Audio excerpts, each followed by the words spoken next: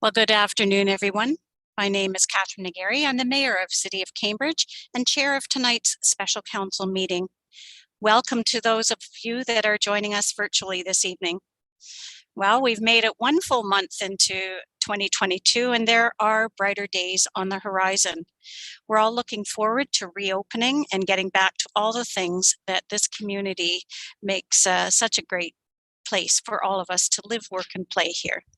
We're all looking forward to brighter days in the spring as well. Our staff and so many others have been incredibly resilient and working very diligently to maintain service in a safe way.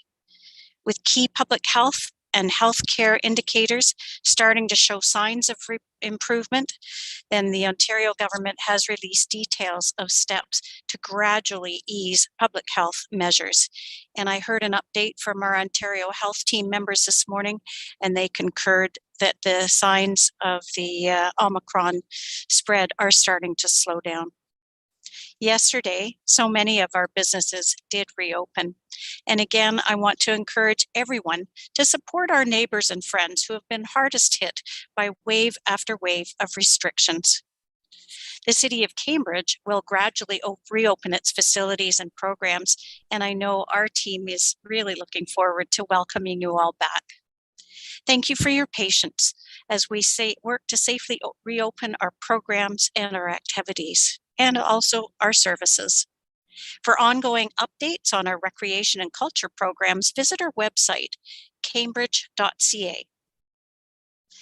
Please remember to continue to be patient and kind, and that includes on social media.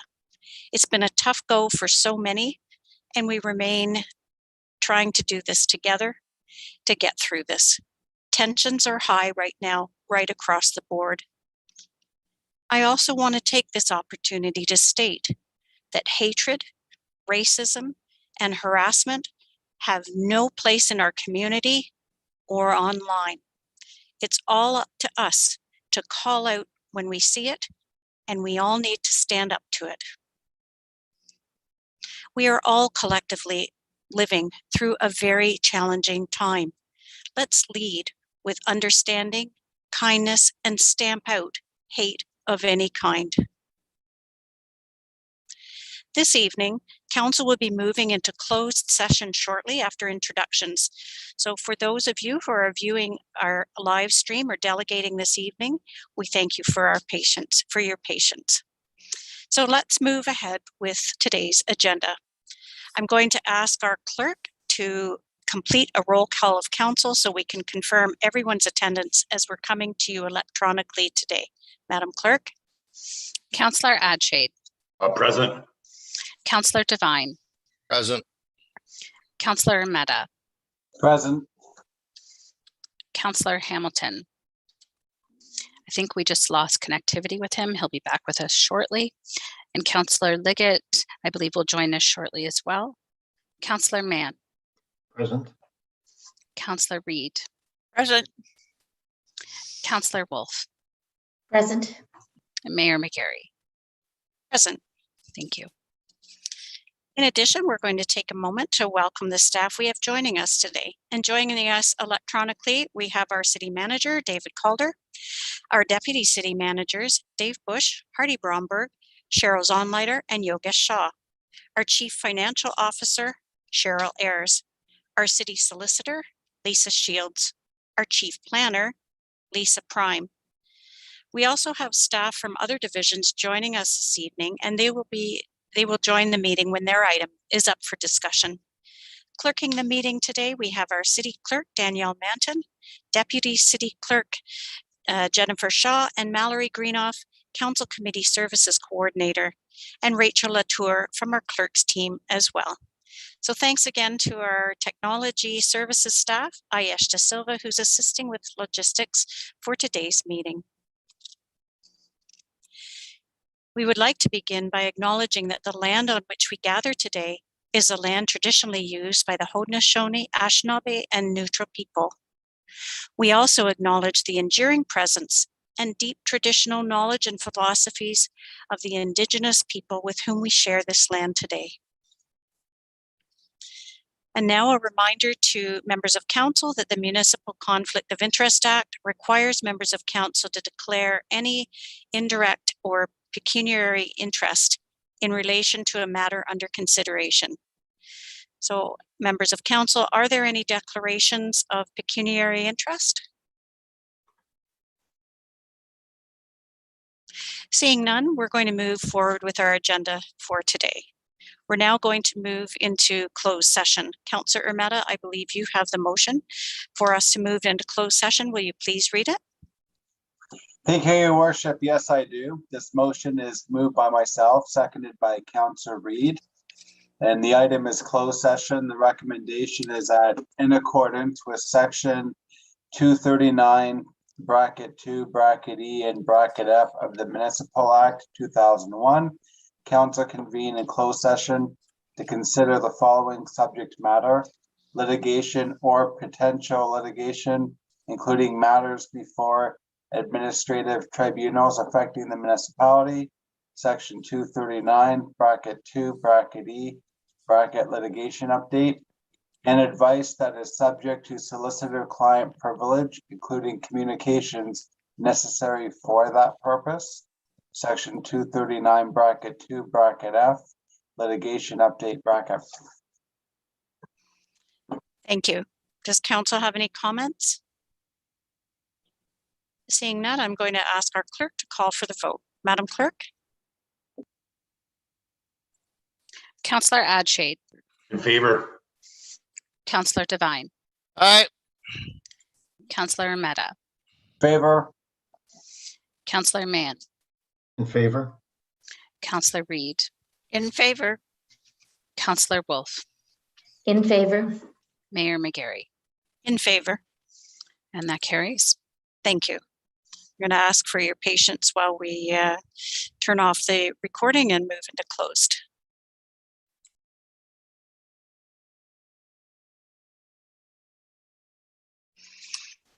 Welcome back, everyone. We're now going to rise from closed session. Councillor Devine, I believe you have the motion. Will you please read it in its entirety?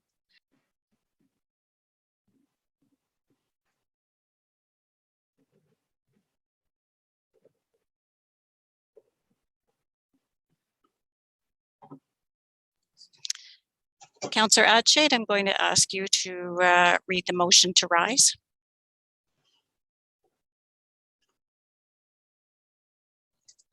Thanks, Madam Mayor.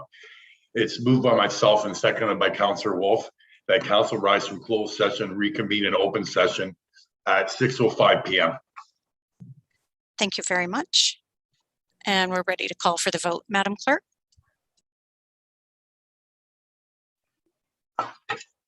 Councillor Adshade, In favor? Councillor Devine,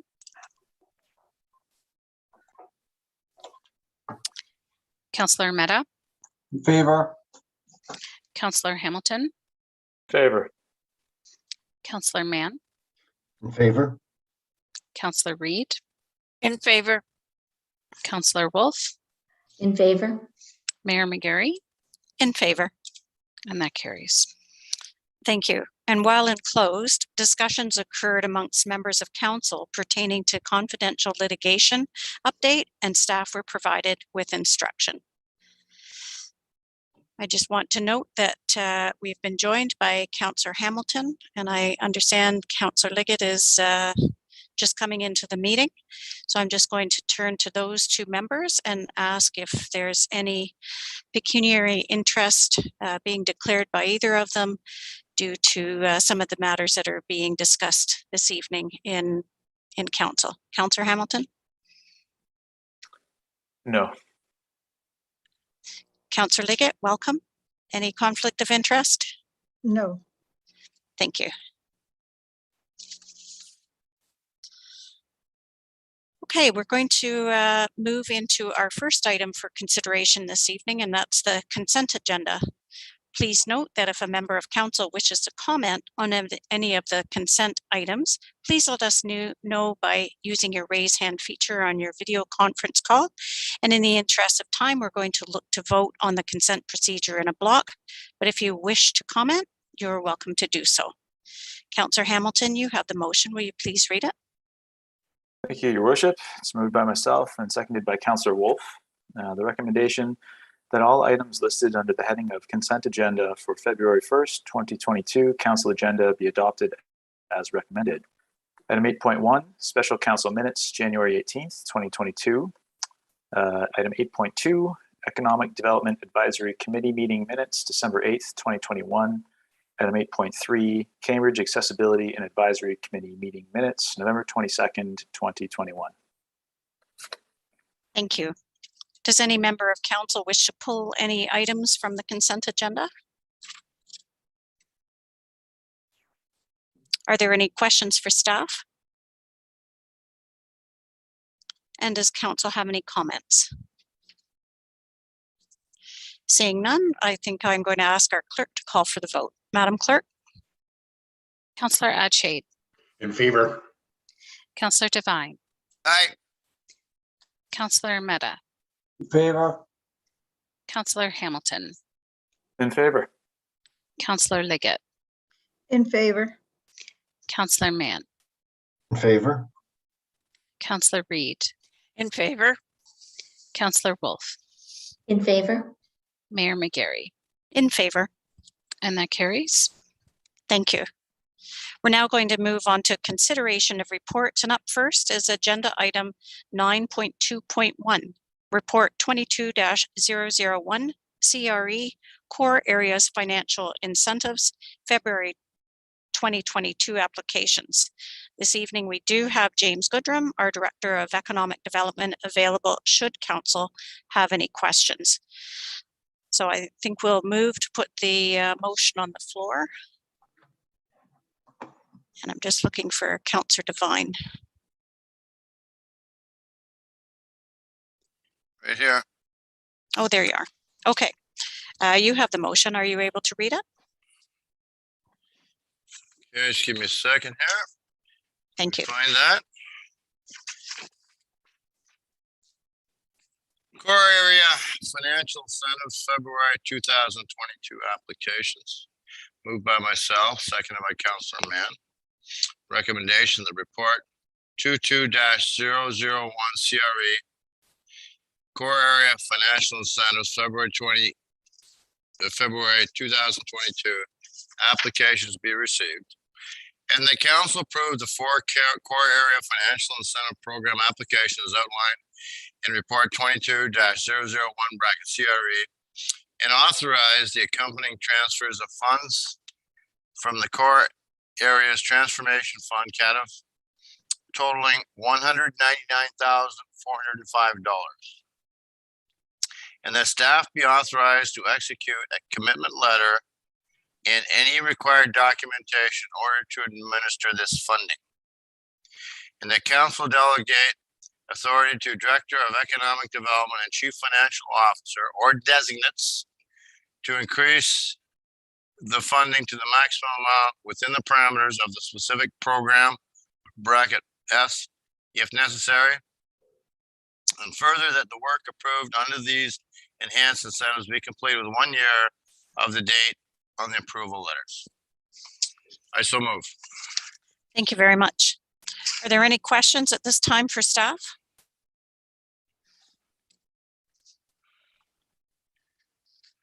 Seeing none, does council have any comments?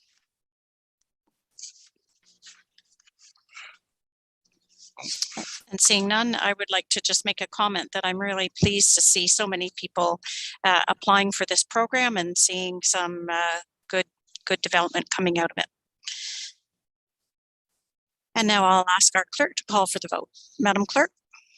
Councillor Adshade, In favor? Councillor Devine, Aye. Councillor Meadow, In favor? Councillor Hamilton, In favor? Councillor Liggett, In favor. Councillor Mann, In favor? Councillor Reid, In favor. Councillor Wolf, In favor. Mayor McGarry, In favor. and that carries. Thank you. The next item on our agenda is number 9.3.1, Report 22-003 CD, request to demolish an existing structure and construct a new structure on a Part 5 designated property at 49 Meadow Creek Lane. This evening, we have with us Abraham Plunkett Latimer, our Senior Planner Heritage, with us to provide a presentation for this evening. We also have four delegations this evening on this item, and we'll hear from them following our staff presentation. So thank you for being with us here tonight, Abraham, and you can ask the clerk to move the slides forward to you. Welcome, and you may begin. Thank you very much. And through you, Madam Mayor, good evening to you and to Council. If I could move to the next slide, please. I've prepared this brief presentation to walk through the recommendations outlined in Report 22-003CD, request to demolish an existing structure and construct a new structure on a Part 5 designated property, 49 Meadow Creek Lane. The city received an application to demolish an existing residence and construct a new residence in the Blair Village Heritage Conservation District, or HCD. Next slide, please. The property is located at the northeast corner of Meadow Creek Lane and Old Mill Road in the area defined as the historic Old Village Center in the Blair Village HCD plan. Next slide, please. There's currently a one-story residence on the property, which was constructed approximately in the 1960s. It has been evaluated and has been determined not to be significant. Staff is recommending that Council approve demolition of the existing residence. Next slide, please. The owner is proposing to construct a new two-story residence to replace the existing residence. The new residence is proposed to be approximately 773 square meters, or 8,323 square feet in area, and will be constructed in a similar location to the existing residence. The front elevation is facing to the left in this image. The floor plan and roof are characterized by a number of gables and bump outs extending from the main walls. Next slide, please. The multiple gables and asymmetrical bump outs are visible on the front elevation as well, and a 4-car garage is a prominent feature that is incorporated into the building's front facade. The roof is steeply pitched and is centered to the right of the main entrance. The structure's overall height is proposed to be 12.5 meters or 41 feet, with a 5.5 meter or 18-foot attic space. Next slide, please. This is the structure's south elevation, which would be facing Old Mill Road. Next slide, please. New construction in the Blair Village HCD is regulated by urban design policies that are intended to promote compatibility between new development and the historic streetscape. The policy intent outlined in this slide is that while new residential structures are not expected to replicate historic designs, they should be designed to respond to the historic context of the village. Next slide, please. The plan contains detailed policies to provide guidance on how to fit residences into the historic streetscape. It is staff's opinion that the proposed design does meet most of the policy objectives of the plan, with the exception of those relating to building design and garage placement. The HCD plan indicates that new structures should be designed to have a simple and strong form and be 1.5 or 2 stories in height. It is staff's opinion that the proposed design is made complex by its asymmetrical roof line and elevations and placement of multiple gables and bump outs. Although the structure is 2 stories, the height is significantly taller than nearby 1 and 2 stories in the district. The plan also indicates that the appearance of the garage should be de-emphasized by being set back from the front of the house. It is staff's opinion that the prominence of the 4-car garage in the proposed design does not meet the policy direction. Next slide, please. The cultural heritage impact assessment that was submitted by the owner to support the proposal identified similar concerns. Next slide, please. These urban design policies are the primary means by which compatibility of new development with the historic character of the village is intended to be achieved. As an example, the residence pictured on this slide was highlighted in the Blair Village HCD plan as an example of infill development that is harmonized with its context. Next slide, please. Staff has recommended that the proposed design be revised to simplify the front elevation with a well-defined building form that responds to but does not replicate the historical built form of the district, to de-emphasize the garage by setting it back from the front of the house, and to lower the pitch of the roof to mitigate the visual impact of the house from the street. Staff has communicated these recommendations to the owner, and the owner has indicated that they do not wish to revise the plans and have requested that council provide a decision on the original plans. It is staff's opinion that if these issues were addressed, it would significantly improve the building's compatibility with its historic context, and staff would then support the application. If the plans are approved as is, it is staff's opinion that it would introduce a built form into the historic village core that is not compatible with the intent of the Blair Village HCD plan. Next slide, please. For this reason, staff is recommending that council approve the demolition of the existing dwelling, which does not hold heritage value, and direct staff to work with the applicant to revise the proposed designs to address staff's recommendations and the recommendations of the Cultural Heritage Impact Assessment that was submitted to support the application. After the designs have been finalized, these should be reconsidered by the Municipal Heritage Advisory Committee and council for approval. Next slide, please. Thank you very much for your attention this evening, and I welcome any questions.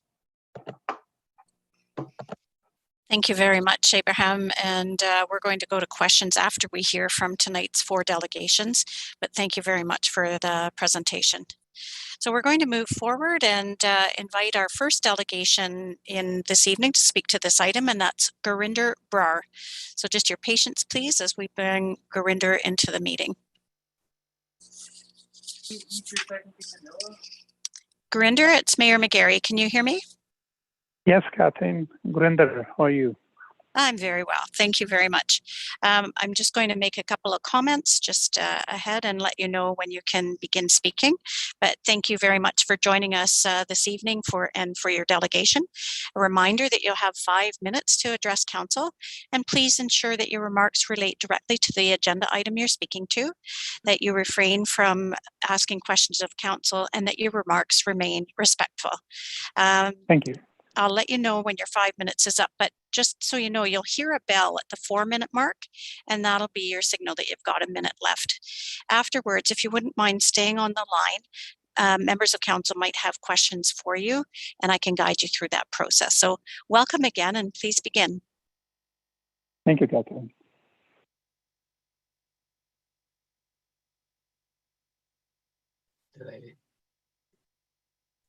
You may begin. Hi, everyone. Good evening. So I'm taking part in the consultation process of 49 Meadow Creek Lane, and I live on Old Mill Road. So I'm very well familiar with that property because we walked through that close by that property, and so we go on the trail after this one. So watching this property, wonderful place to build a nice home.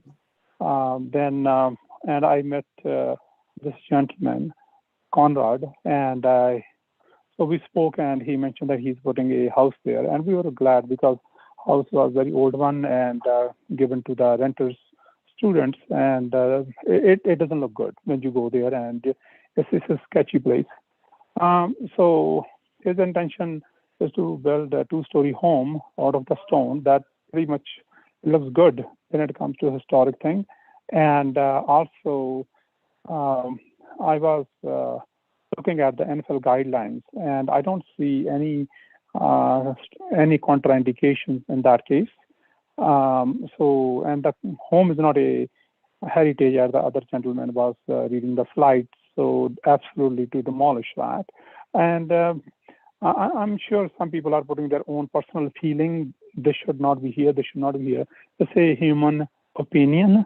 At least builders should be encouraged to do that, and because they have to live in that house rather than any other body has to live in that house, because they want to feel good when they live in that. And if their plan is kind of disturbed in other ways, and definitely you don't want to spend that much money, and it brings values to the heritage village. So it's an amazing progress, and I was hoping for a long time to see that happening. So I'm sure you guys will help him to facilitate the process, and he will be, he can start his job. So I would simply request everybody, sometimes it's our own personal opinion that can hinder somebody's feeling. We are all humans, because I don't like somebody's house, and that doesn't really get a good feeling to the other person. I'm very sensitive person, and I would encourage him, and I would request everybody from your side, if you can allow him. It's a dream house for somebody, because his parents and his kids, they are going to move in, and other people can take a look at that house and say, wow, this is a good one. So I think I won't go too far saying anything. And Heritage Committee would also appreciate what he's trying to do. And we need to be a little bit open for the new ideas. Sometimes we don't know until we see it happening, and then we all learn from it. It's a learning curve for every human. So let's support this gentleman, and then we will see how it comes out, and I'm sure you will all will like it. Thank you. Thank you very much, Gurinder. I'm just going to turn to members of council now to see if there's any questions of clarification for you. Yeah. And I see one from Councillor Reid. Please go ahead, Councillor Reid. Thank you, and thank you, Gurinder, for your presentation. So you see the house that is being proposed as being one that fits in well with the rest of the homes within this district? Yeah. I'm here in this property. I'm living 21 years on this property. So So I know in and out of this neighborhood. So you think it fits in well with the district? Donna, eventually those guys, because I know them as well, they are going to redevelop soon, those properties. And we have numerous conversation about it on other properties. I don't want to name one particularly for their privacy. And people are thinking about it, because these are the old homes. Heritage or look-wise, it doesn't mean that we have to live in a, let's say put this, like in a junky looking house, because we have all evolved. Let's say we have moved on to next set in our life, like now we use iPhones, and we are moving as a society. And I'm pretty sure, because he will have a bright idea, he has a good architect, and they're working good. And I think because it will give encouragement for me to do something even better.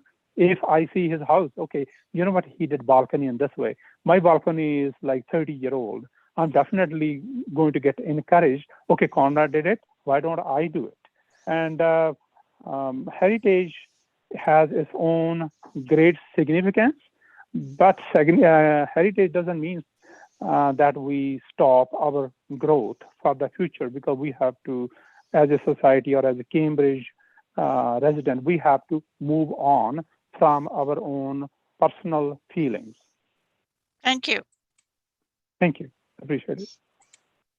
Thank you. And Councillor Liggett has a question. Please go ahead, Councillor Liggett.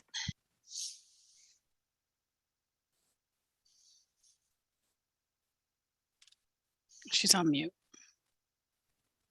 Oh. Hello? Yes. Good evening, Gurinder. Could you tell me, this is going to be, if it's approved, 8,000 square feet. Yeah. That is massive building. I think it's probably more than the size of the tavern even. Can you tell me, from what I know of the village, I don't think there's anything of that size in the village proper, particularly the main heritage part of the village. Okay, Jane, I would like to take an opportunity to answer your question. So, number one, if you take a look at very next to us, John Bricker, I'm sure they are not a heritage, but they have become part of this community now. I don't think so we can segregate John Bricker. And there are a few homes, they are really nice, big. And so we have a other development coming on the next side of my house. I'm at 122 Old Mill Road, and that's a huge development coming to my house. I don't think so we should be worried if somebody's putting a nice house, big house. I think I'm very happy if somebody can afford it. If I have that much money, I would do every day. I don't think so we should be afraid why he is making because the neighbor cannot make it. So, but my question to you is, sorry, through you, Madam Chair. I don't believe that there's any houses, even on John Bricker Road, that are anywhere near 8,000 square feet. I think, and you can correct me if I'm wrong, the most that any of those are 4,000 square feet. Yeah, but his lot is 1.6 because at one time, many years ago, and I met the previous owner through somebody, and it's a big lot. It can accommodate because the way the architect designs it, I don't see any problem. Why? Like, there could be two questions or two answers. One is why he's doing it. That may be my personal opinion. The second one is, oh, it is too big. Okay, everybody has their own definition of big. For me, big may be 4,000. For me, is big. Okay, because I'm living in 3,000. For me, is big. But somebody is not living in that case. In that case, he feels, his family feels, his kids feel, his father, mother, father-in-law, mother-in-law, they're a huge family because I know them. You know that I'm a pharmacist in the town. I know a lot of people in person. And so I think if they want to put a big house, I think we should all appreciate. If they don't do it, then I think under the banner of heritage, we are kind of stopping other people. I may be wrong, Jane, but I think we are definitely discouraging people. And as a city of Cambridge, like a hotel on the Fountain, it was demolished because that was a wonderful place too. But I think we should encourage it. I might be absolutely wrong, but I think let's think what we can, beyond what we can think. This is my philosophy. Thank you. Appreciate it. Thank you. I don't see any other hands up. Gurinder, thank you very much for spending some time with us this evening and for your delegation. And if you wish to continue watching, especially this item, you're certainly welcome to do so if you follow our City of Cambridge YouTube page. Yeah, Thank you. I was watching that. Thank you. Thank you. Take care. Bye-bye. Stay safe.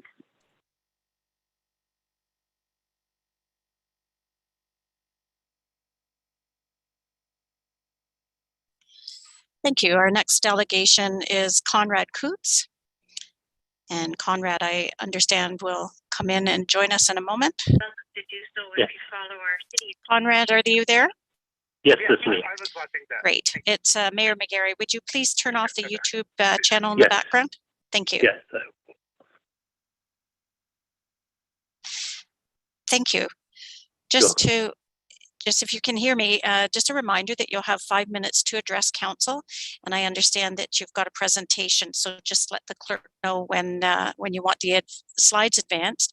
And just a reminder too that you need to keep your remarks related to the agenda item that you're speaking to, that your remarks remain respectful, and that you refrain from asking questions of council. And just like always, council may have questions of clarification for you. So if you would stay on the line after your presentation, I'll guide you through any questions there. Thanks again for joining us, and you may begin. Sure. Thank you very much for the opportunity.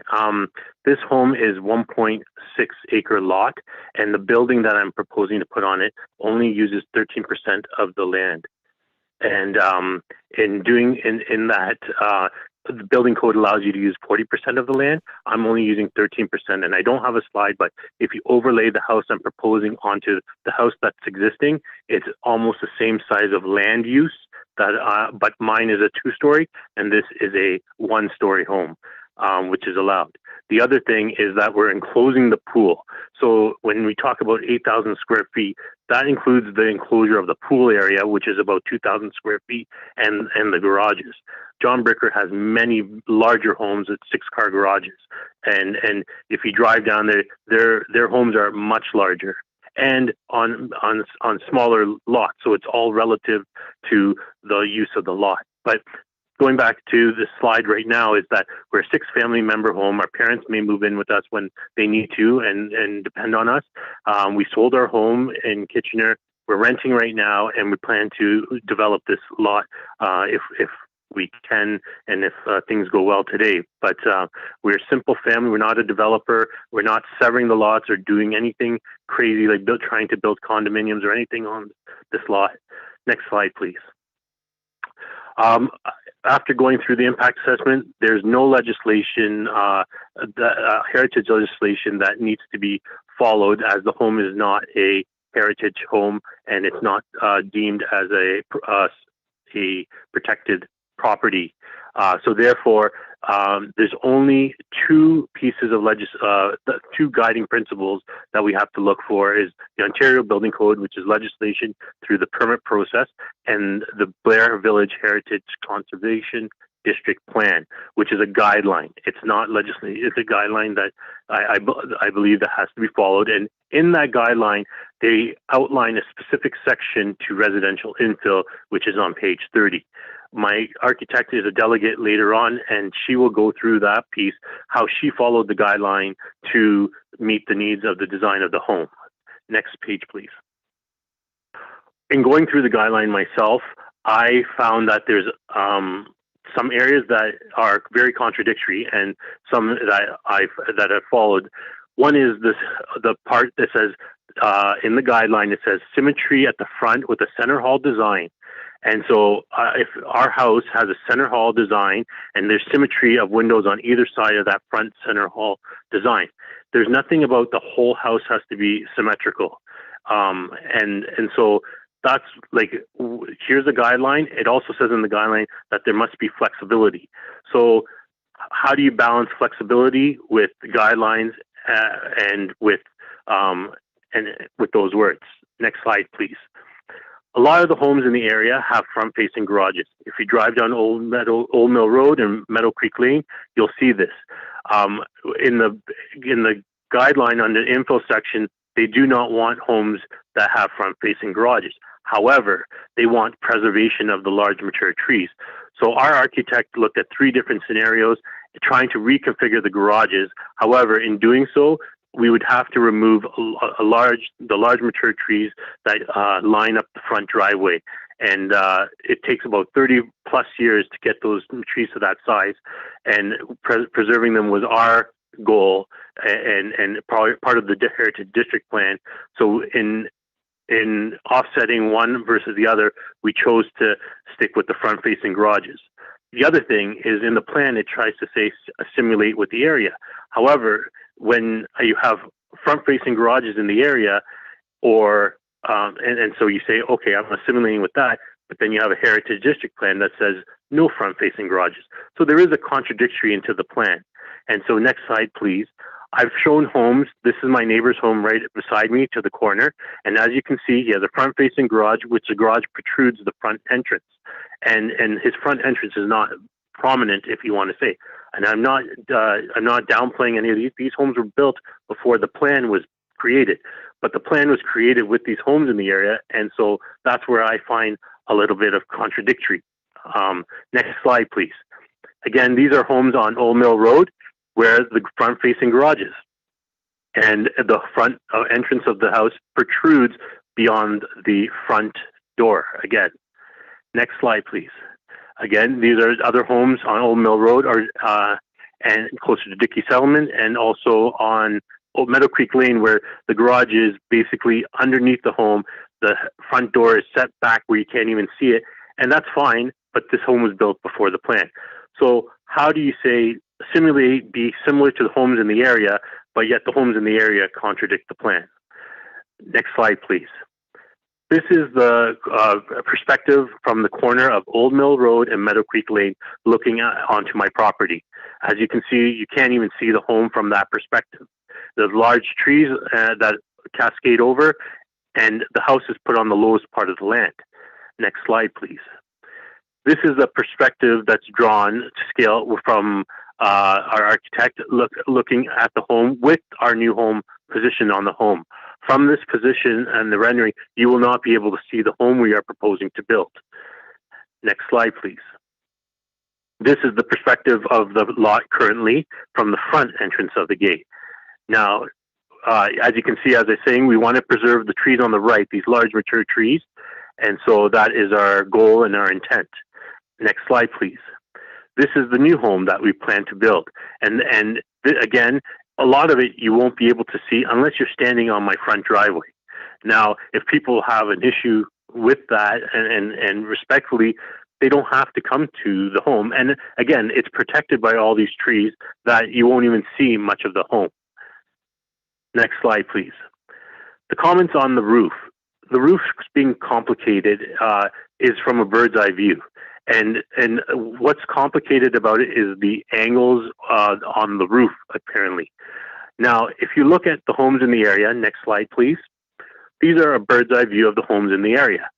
All of them have similar roofs to my roof that I'm asking. And this is not even in John Bricker. I haven't compared anything to the homes in John Bricker area, but if I did, it would be even more prominent. But these are Old Mill Road, Meadow Creek Lane homes that I've taken aerial views, and you can see the complexity of the roofs being similar to my roof. Next slide, please. Again, this is High Grove Court, which is off of Dickey Settlement. And again, just a sample of all the roof structures and the way the houses are set up. Also, with the symmetrical piece, you can see that a lot of these houses do not have that symmetry. And even the neighbor across the street has a beautiful home. He has gables on the top of his house, and they're not symmetrical. There's, I think, 5, and it doesn't provide any symmetry. But the plan also does say we want unique homes of different shapes and sizes. So to bring uniqueness, we don't want to go to a cookie cutter looking home or something very basic. We want that uniqueness. We want dimension. We want variety, right? Mr. Coots? Yes? It's Mayor McGarry. You're 3 minutes over time, and I'm going to ask you to wrap up. Thank you. Okay. I've given you extra because you're the owner, but would you please wrap? Yeah, no problem. No problem. So in closing remarks, basically, I've said what I've said, and this is the last slide. And basically, we want to bring a family home in here. We don't want to make it another rental, continue renting this home out as the previous owners. And we want the village to be a family village, I believe. And we're here to add value and to revitalize this property and to, in your opinion, and hopefully you will agree with me. And if not, if worst case, if you could delegate authority to the Heritage Department, that way things will be expedited as opposed to going through this whole process again, which costs a lot of money. Thank you, Mr. Coots. I'm going to just turn now to members of council to see if there's any questions for you. And just so you're aware, you can also submit your presentation to the clerk if you haven't done so already, so it could be part of the minutes. I do have a question from Councillor Wolf. I'm going to ask her to pose a question. Councillor Wolf? Through you, Madam Mayor, thank you for the presentation. One of the concerns the Heritage our Heritage staff had was with the height of the building. And if I look at my notes, it says you've indicated that the pitch of the roof may be lower to reduce the building height by approximately 2 meters without impacting the function of the home. So is that something you'd be willing to do? Yes, that would be something I'm willing to do. That doesn't impact the design much. It's something that I could totally do if required. It's just that I thought keep it as is and see if it was going to be a whole redesign. But if that is what's the word? Basically a contingent approval, then yes, I have no problem reducing it by 2 feet. Okay, and a follow-up question? Yep, go ahead. If we reject this today, how much more time will it take you before you can actually build, do you think? Well, the process, like I had it ready for November, but having to get like last minute a consultant to write an impact assessment, then it takes another month to go through to get onto the Heritage Committee. Then if they approve it or not, then it takes another 2 months to get to Council, just because I missed timelines for reports. So I would probably be 4-5 months out to even get an approval for this. And I, up to date, I have not heard any constructive like guideline or something that says you have done this and the guideline says this. It's all been on like simple and strong form. What does that mean? It's all been on feelings and not on not very subjective, not objective criticism. Okay, thank you. Thank you. I'll move next to Councillor Liggett. Councillor Liggett, go ahead.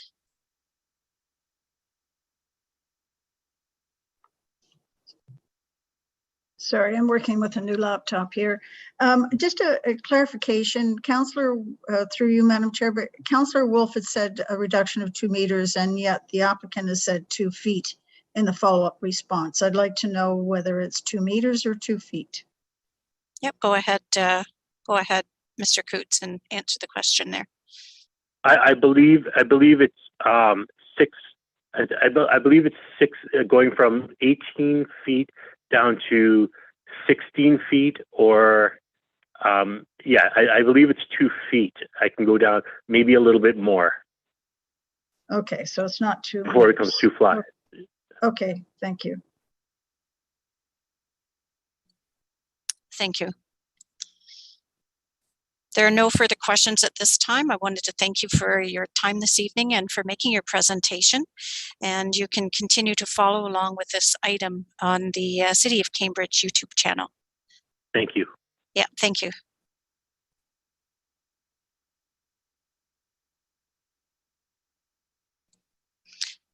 Our next delegation is Ben Weinhardt. So we'll bring Ben into our meeting.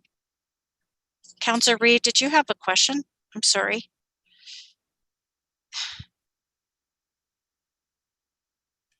It's okay. It was answered. Okay. I didn't see your hand. That's all right.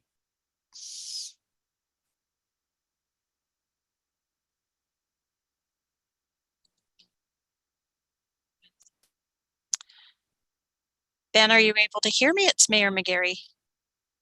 Yes, I'm able to hear you. Great, thank you. And thanks for your time this evening and for coming to delegate. A reminder that you'll have 5 minutes to address council. Please ensure that your remarks relate directly to the agenda item that you're speaking to, that you refrain from asking questions of council, and that your remarks remain respectful. So at 4 minutes, you may hear a bell, and if there's questions of council after your delegation, then I'm going to ask you to stay on the line and I'll help guide you through that process. So welcome, Ben, and you may begin.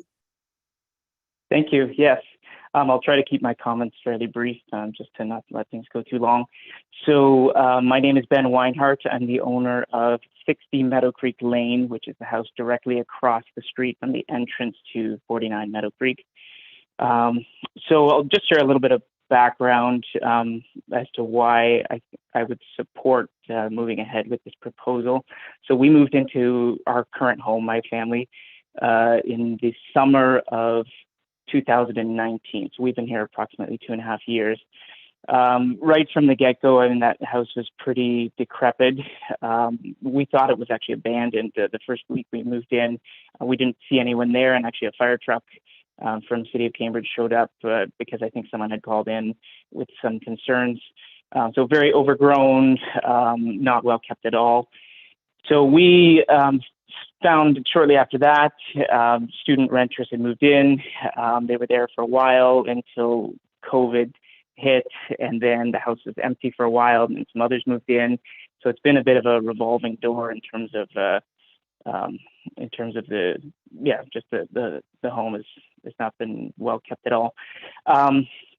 So we were pretty excited when we saw it go up for sale, and hoping that someone would realistically move in and tear it down. I mean, that's, I think, the intention that pretty much everyone who looked at the home had. So we were excited when we found that it was sold, and that we ended up meeting Conrad and his wife and family, very nice family. So no concerns there at all. We would be happy to have them as neighbors. I did spend a little bit of time looking over some of the renderings and the size of the home, which seems to be one of the concerns that was raised.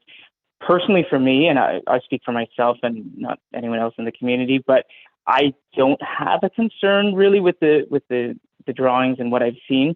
I think the primary reason is just that there's so many mature trees surrounding the property that really you're not going to be able to see basically anything except from the entrance of the home, which really would be my view.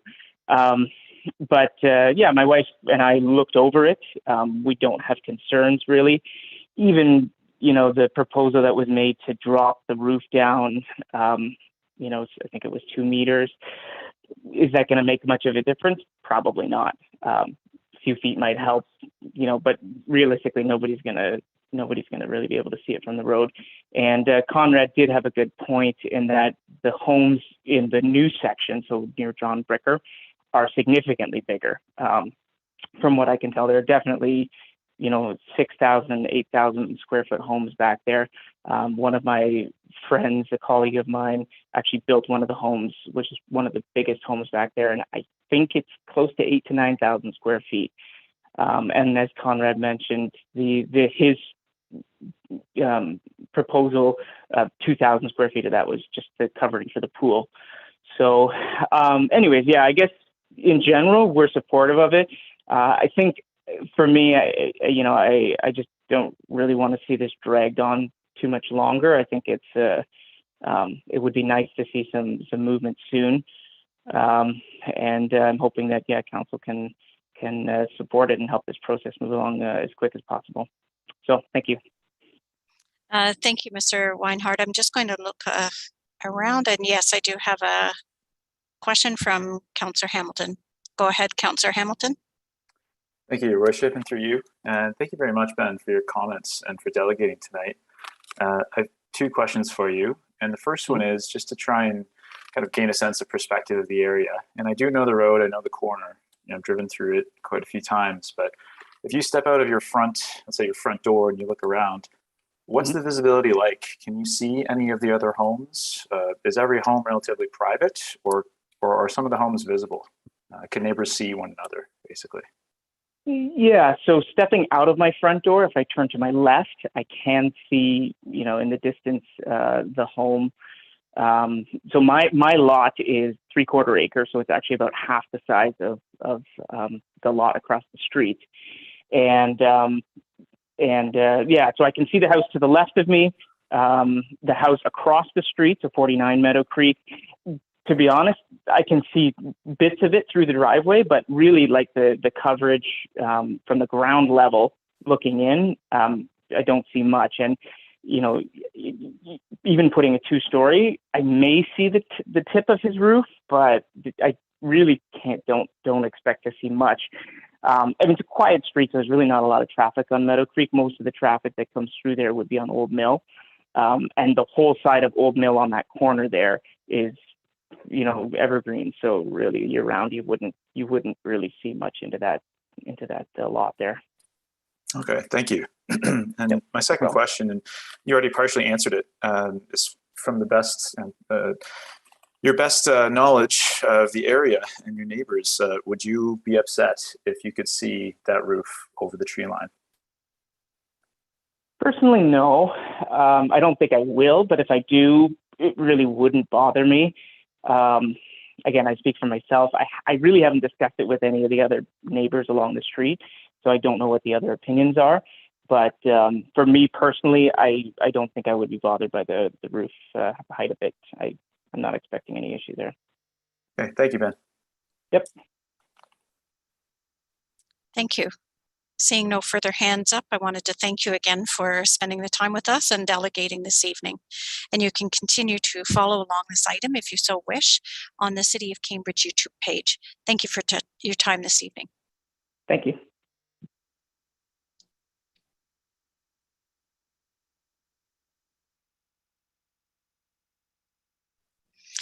The next delegation that we have is Alicia Neves, who is the architect. And we're just going to bring her into our meeting. Thank you again for. Alicia, can you hear me? It's Catherine McGarry. Yes, Catherine, I can hear you. Thank you. Thank you. And I hear that you've turned off the the channel behind you. I understand that you have a presentation for us this evening. Yes. Okay, we'll get that up on the screen. You will have 5 minutes, and you just let the clerk know when you're ready to go. We have the presentation up, and you have your 5 minutes. Please begin. Thank you. Good evening, everyone. My name is Alicia Neves. Mr. Conrad Kutz has hired me to design his home. Today, I would like to present our evaluation as to how the design of the house at 49 Meadow Creek Lane conforms with the regulations set out in Blair's Heritage Conservation Plan. As per the Heritage Plan, 49 Meadow Creek Lane would be considered a residential infill lot, as the existing home on the site is not considered to be of any historical significance. As such, the proposed design is subject to the policies outlined in the residential infill section of the plan on page 30. I will now elaborate on the design rationale of these policies. Trees. We have done our best to retain all the mature maple trees centrally located on the site, and are proposing minor disruptions to any of the hedgerows that surround the site and allow the property to be private as it is already right now, because there's very little visibility into the core of the property. Further to that, Conrad wanted to work with the existing pool that was existing on the site and enclose that to be an indoor pool. So he's keeping the location of the pool and the pool structure. And with that, the design is very restrictive as well in placing large elements such garage and so forth. So this proposal is the best proposal that avoids demoing any of the existing mature trees on the site. So that is one of the strategies that led to this design. The position of the home, the house has been positioned as not to damage or remove the existing maple trees, and is set back from the street to minimize the visual impact to the neighborhood. So it's way beyond the setbacks. It's as far back as we could push it so that I could work with the pool and with the trees.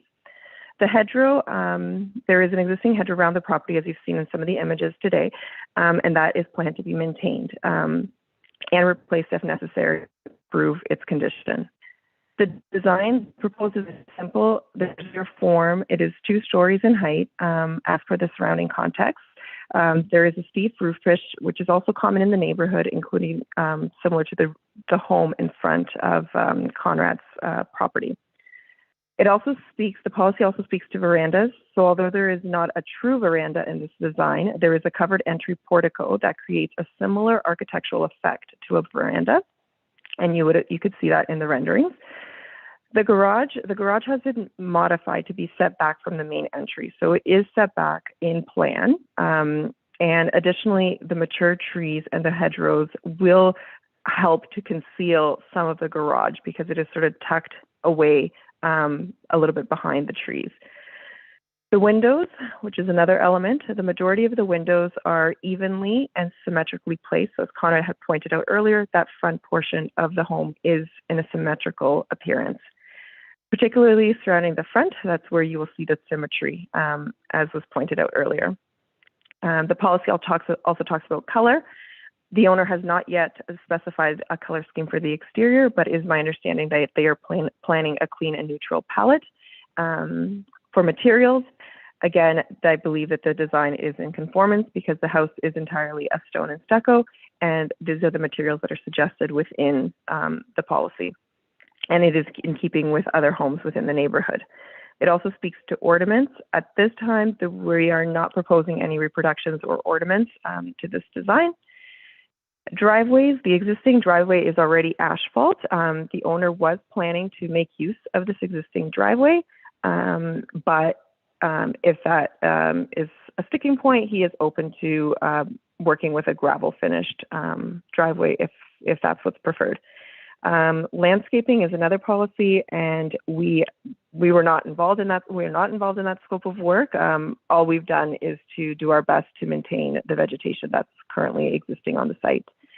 And lastly, it talks about fencing, and this is also not part of our scope. It is my understanding that the owner is not proposing any aggressive fencing and would be in keeping with anything else in the surrounding area.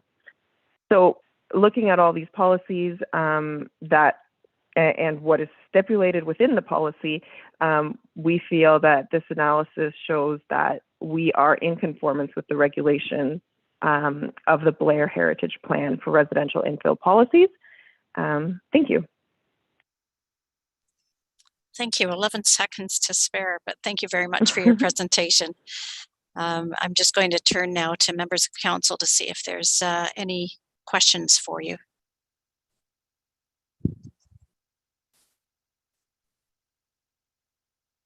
And seeing none, I wanted to thank you again for your presentation. Thank you. Sorry, hang on. I think Councillor Wolf has a question. I missed that. Councillor Wolf?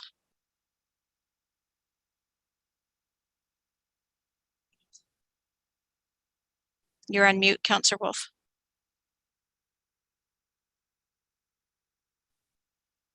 Through you, Madam Mayor. As the architect, I just wanted to clarify that if we reduce the roof, would it be 6 feet or 2 feet that you could reduce it? It would be 2 feet. We've shown Conrad a revised roof plan that would be about a 2-foot reduction, so I can clarify that. It was from 18 feet down to 14 feet, so we could reduce it by about 2 feet. So I know the roof is a bit sort of a sticking point. There has to be sort of a balance with a certain type of architecture. So this being an architectural style that Conrad Conrad likes, that higher pitch just works better for the balance. But we felt that we could still reduce it by about 2 feet and still get a similar balance in architectural elegance with that. So it would be 2 feet that could be reduced and still keep the same aesthetic. And it's in the lower part of the land? It is, yes. It is definitely in the lower part of the land. We've also mapped out the entire site and done a couple of quick studies to understand the perspectives from different viewpoints. And some of the images that Conrad had presented earlier would show that we don't really expect to see any, and if anything, it would be very minor roof lines because the hedgerows are quite high. And we are in a lower part of the site. Okay, thank you. You're welcome. Thank you. And I also have a question here from Councillor Mann. Councillor Mann, go ahead. Thank you, Madam Chair, and through you. Thanks for the presentation, Lisa. And there's the, I suppose if you look at the house there, the four doors for the garage, 2 look like they're attached to, they look like they're part of the house. And then the second 2 look like they're still part of the house, but they're more independent than the other 2. Is that second group of 2, has that been pushed back? Did I understand that correctly, or are they out front more? Their other 2, I believe, are out front a little bit more. Okay. And all of those gestures were done it was because of the trees and just working around keeping those trees as much as we could. So it's pushed forward. So the second portion of garages couldn't be pushed back because of the trees? Not necessarily. It's not because of the trees. Sorry, if we push them back, then we are encroaching towards the pool too much and we would get an awkward position there. It's workable. I think that is a part that can still be worked further, but it was affecting other aspects of the plan that related to the pool structure. Okay, thanks very much. Thank you, Madam Chair. Thank you. I'm just going to look to see if there's any other hands up at the moment. And seeing none, I wanted to thank you again for taking the time to delegate on this item this evening. And if you so wish, you can continue to follow along this item on the City of Cambridge YouTube channel. Thanks so much for joining us. You're welcome. Have a nice evening.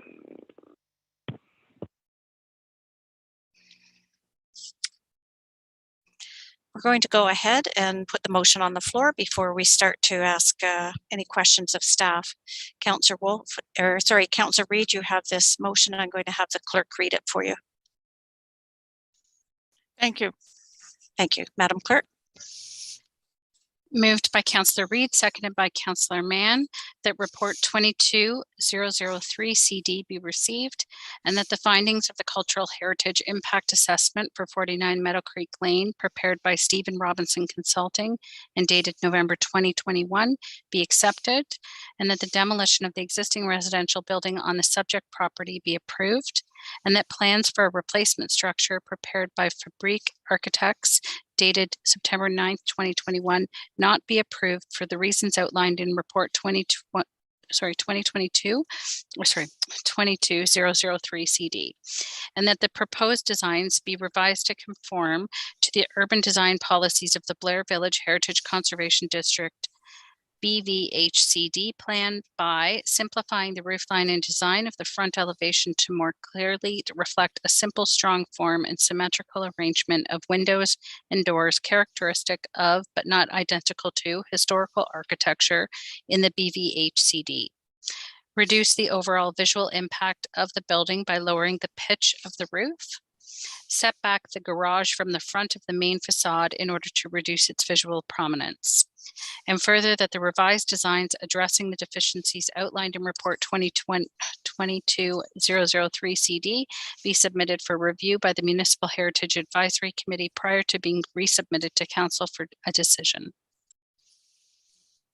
Thank you. May I speak to the motion? You certainly may. Go ahead. Okay, I am not going to be supporting this motion. There are parts of it that I can support, but I cannot support the entire motion. I am in sympathy, I guess, with the owner, Mr. Coots, who is attempting to build a family home here. And I have seen that he is willing to try and do some of the things that are being asked of him to do by those who feel he's not in compliance with the district. If he lowers the roof, if he moves the garage, I would be willing to then approve it with those two changes. And also, I think we do need to demolish the building in any case, no matter what decision we make, as has been suggested by staff, because it will make it easier in the future for any development there. But as the motion stands, I will not be supporting it. I'll reserve comments for later. Thank you. I'll now turn to members of council. Now's your time to ask any questions of staff. Councillor Liggett, go ahead.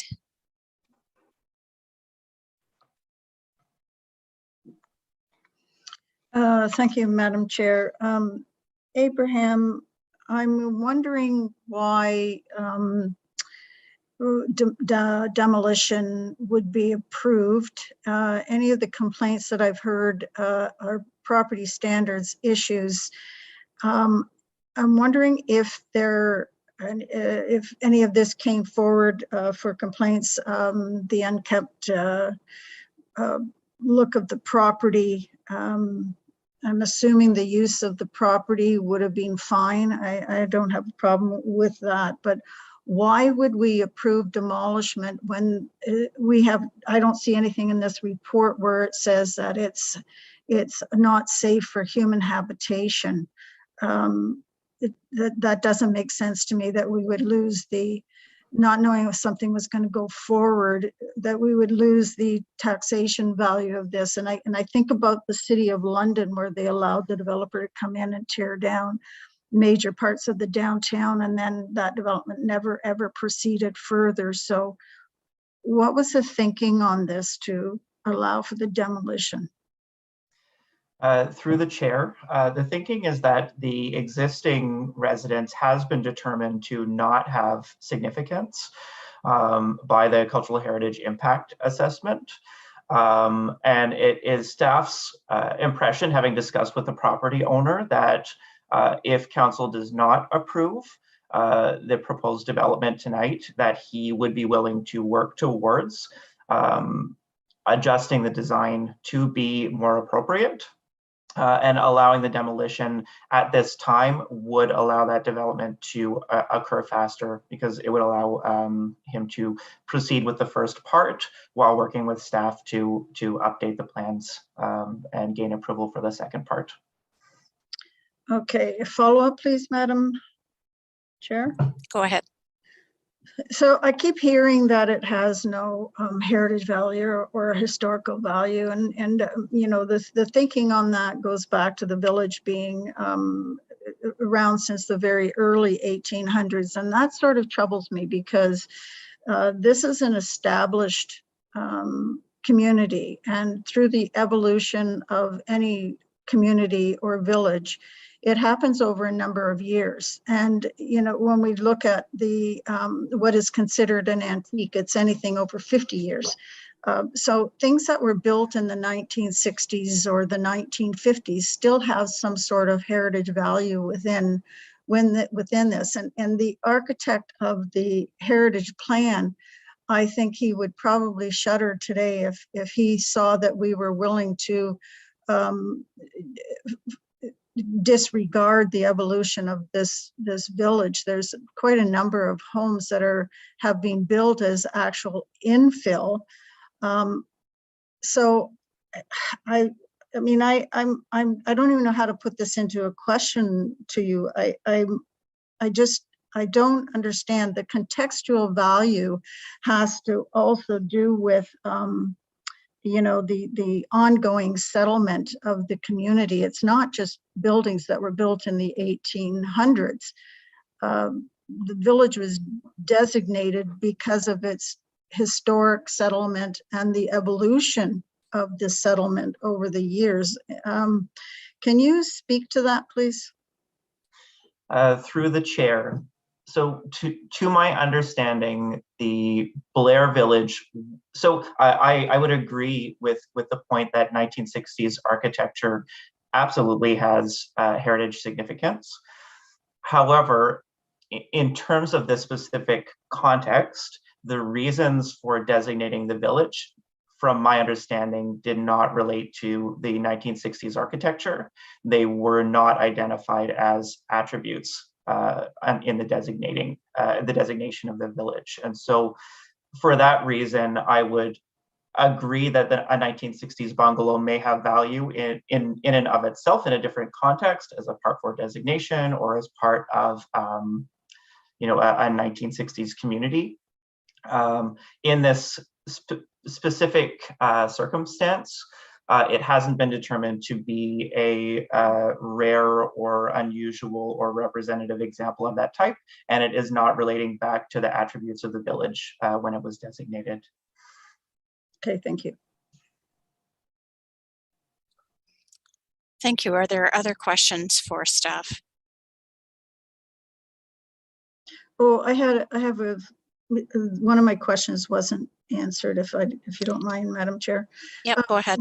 The bit about property standards, was there not any complaints ever through property standards as to the grass cutting and the shrubs being cut back? And, you know, when I keep hearing about the unkempt, to me, the reason to demolish a building isn't because the property is unkempt. So was there any complaints and a follow-up by our property standards bylaw people? Through the chair, yes, there have been a number of complaints over the past several years prior to when the property was recently purchased by the current owner. And were they taken care of? To my understanding, yes, they were all resolved. Okay, thank you. Thank you. I also had a few questions. I don't see any other hands up at the moment, but really had to do with the reasons that the Blair Heritage Conservation District came about to begin with. And I recall the heritage architect. I know that Councillor Delegated had a lot to do with this study, and so did I. And I remember the late heritage architect, Nick Hill, sort of assessing each building as it was very historic somewhat historic and not historic at all. And we have seen the evolution of how this village has gone about. Certainly some of the new section is not within the central village, but this property itself is at a very historic crossroads. I remember that the context that the heritage architect talked about was ensuring the village feel. That meant no sidewalks, no curbs, the overhang of the canopy of trees along that, and really modest forms of architecture along there for infill. And I think that that's what was initially established with the Blair Village HCD on that particular historic part of the road. The other streets that were referenced in our delegations this evening, Highgrove and some of the new section in around, the new part of Meadow Creek Lane or Johnny Bricker area, they were not as contextual because it wasn't that village feel that we are trying to preserve along Old Mill Road and other off streets. So my question of that would be in context, and that's really what I think the staff report is getting to. The context for this building should be more modest in its form, and a strong, simple form doesn't necessarily mean a lot of gables in the area and bump outs. I know that in the staff report, there's a couple of photographs that would sort of lend themselves to strong form. Could you sort of describe that style of architecture, that strong, simple form in a two-story structure? Yes, through the chair.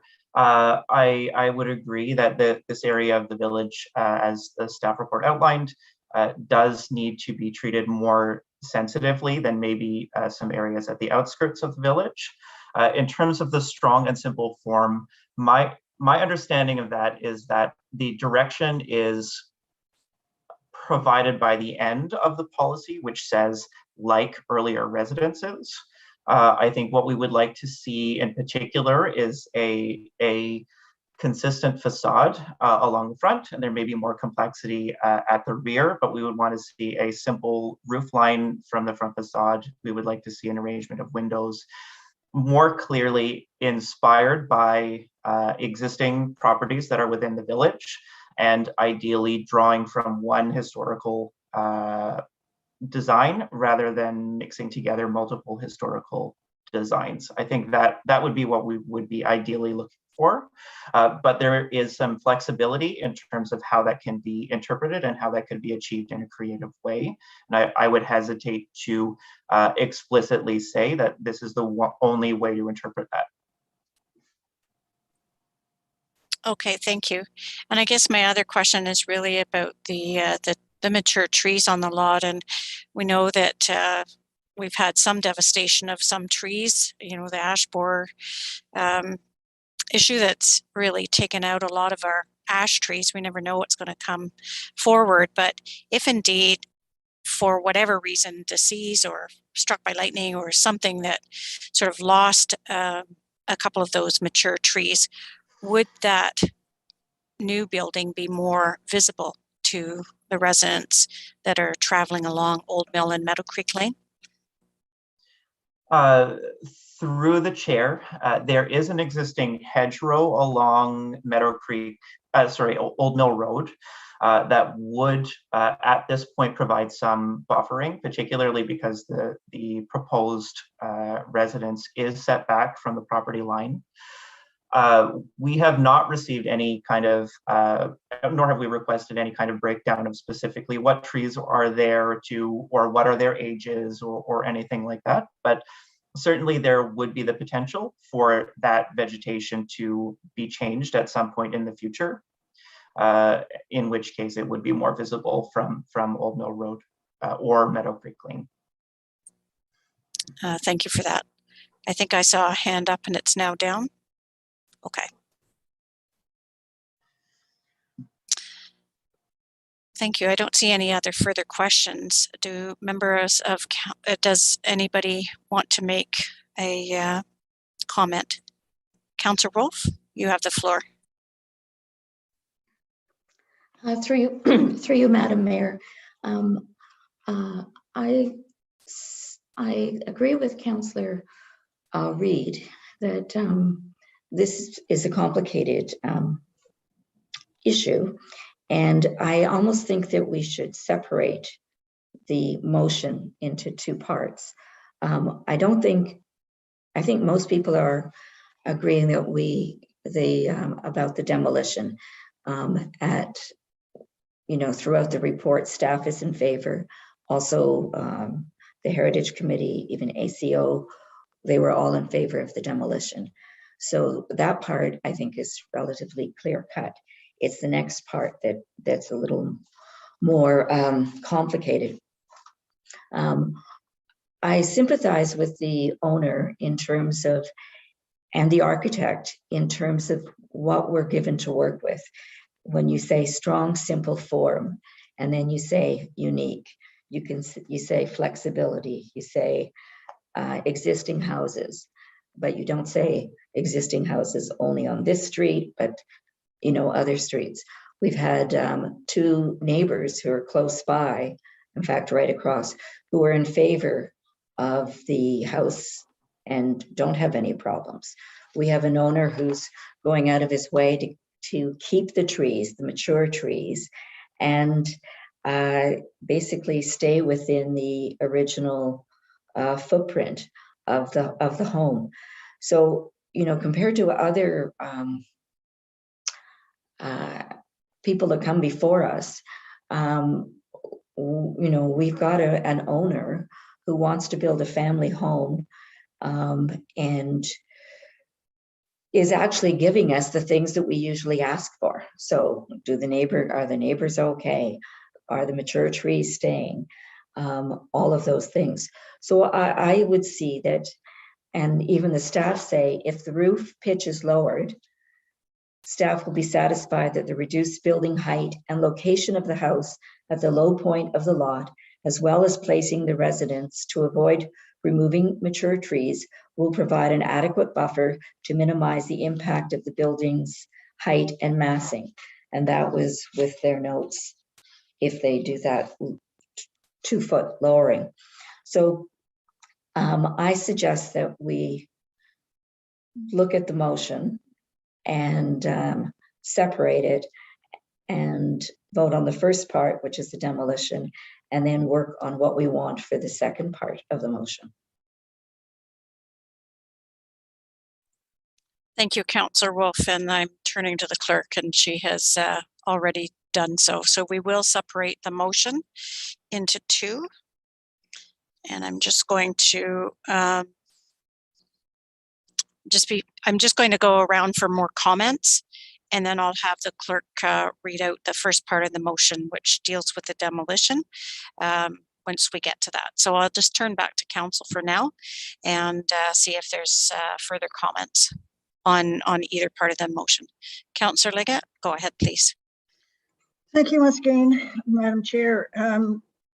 When we talk about this piece of property, we can't, I don't think we can liken it to a similar neighborhood or any other neighborhood, and what's come before us. We're all very supportive of keeping trees and vegetation and that sort of thing. But this is special. This is a heritage district. These types of communities do not exist in very many places in the province. They're extremely rare. So we need to be looking at this. The reason it's come before us is because it is a heritage district. So we really do need to keep that in mind. I'm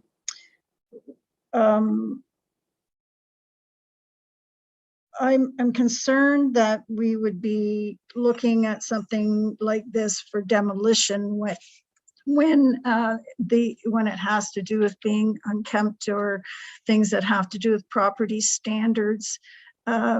I honestly believe that this is part of the evolution of a village when we look at, or a community when we look at anything from the 1960s. And I think when we run a risk when we look at these types of properties and say, anything past, I don't know, 1960 matters not in our community, because then we lose that part of our history, our architecture, or the building up of the community.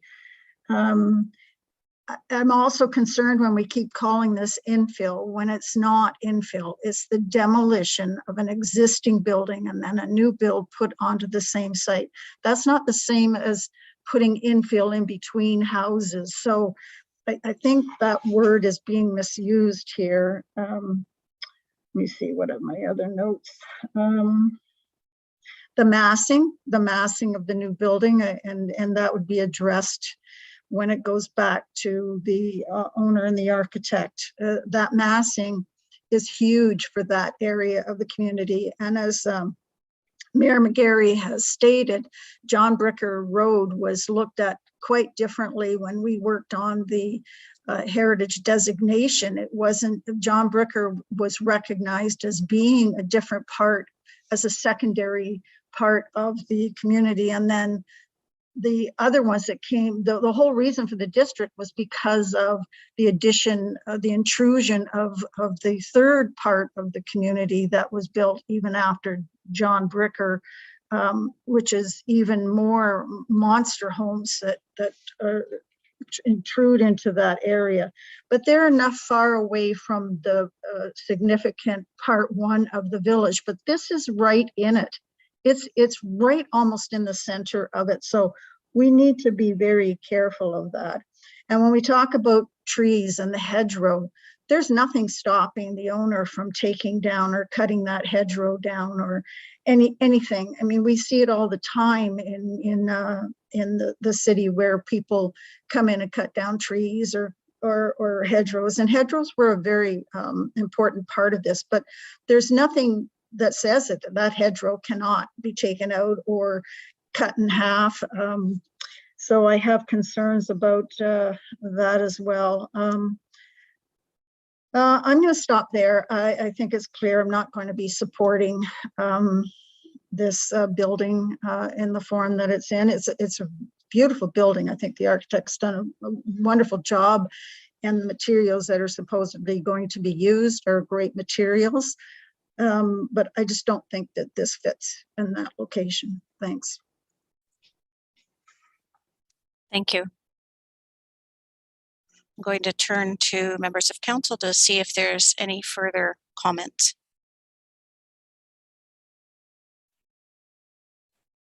And seeing none, I think I'm going to turn to Madam Clerk, and she's already ahead of us and has already divided the motion into two. So I'm going to turn to Madam Clerk, who's over here on my right, to read out the first motion that we're going to consider. Madam Clerk.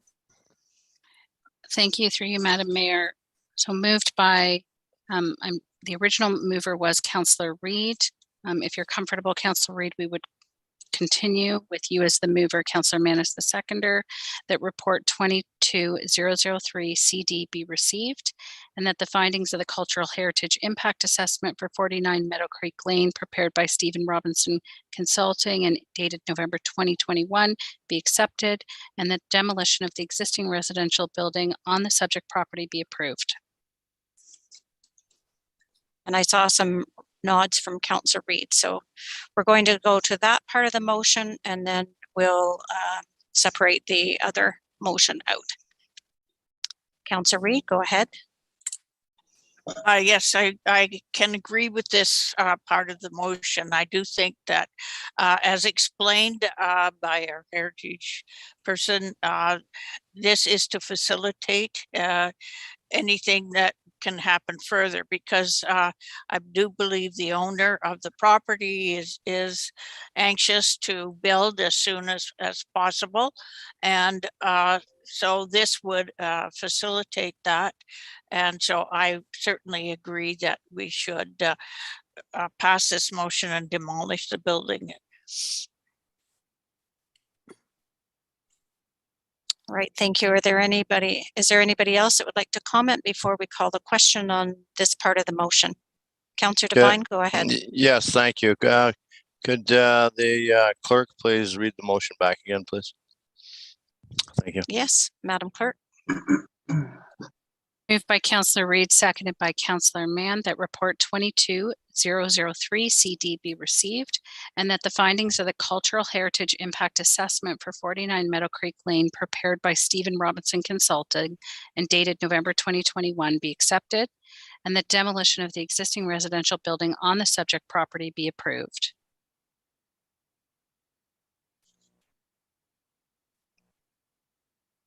Thank you. Okay, Councillor Hamilton, go ahead. Thank you, Your Worship, and through you. I would be supportive of this first component of the motion in terms of demolition, not only after hearing from the current owner and the neighbors, but also previously having visited these properties. I don't think I'd give any offense to Mr. Coots when I'd say I would agree with one of the former delegates that just described an overall feeling of it's a sketchy building. So when we look at history, I fully agree that history deserves to be preserved in as many cases as we possibly can, but we can't keep everything. And at one point, some things will inevitably be lost to time. And it's our job to do our due diligence and work as hard as we can to protect what needs to be preserved. But sometimes we just have to let things go. If the elements get to them, if they're worn down, if they become decrepit.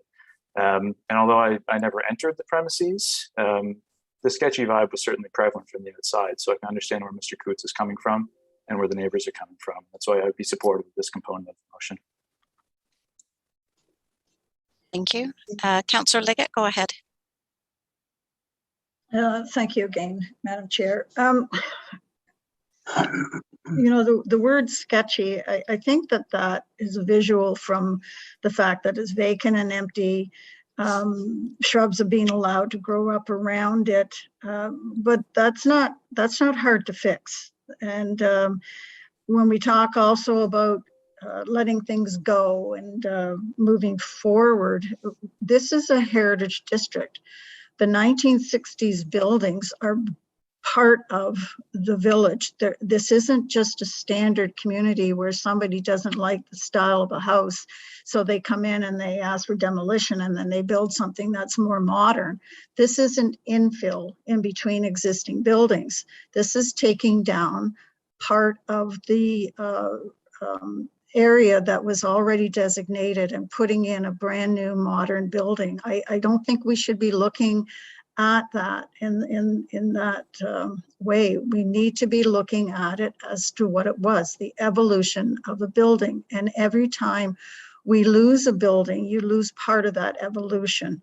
You lose part of that established neighborhood. So I'm not going to support the demolition. And another reason is because I think if this doesn't get approved in the end and Mr. Coots moves on and sells the property, we've done something that maybe we shouldn't have done. And we need to be looking at the tax dollars that we would lose once this is demolished as well. Thanks. Thank you. Councillor Meadow, go ahead. Well, thank you, Your Worship. I think Councillor Liggett had said a lot of the things I was thinking about. And I just want to add that one thing I'm seeing is becoming increasingly common is tearing down modest houses for monster homes. And that's a big concern of mine. I've seen it happen a lot in the GTA. It's starting to happen in some parts of Guelph. And I'm concerned it could be a trend here. So I see there's nothing wrong with the house that may need some work, but I believe it fits that village character well. And it does reflect a good period of time. I mean, Hamilton City Hall is another example of a building from the 50s or 60s that has heritage value that we would normally not think of such. So, you know, I think Councillor Liggett had raised a lot of good points on this, and I won't be supporting the demolition for that reason. Thank you.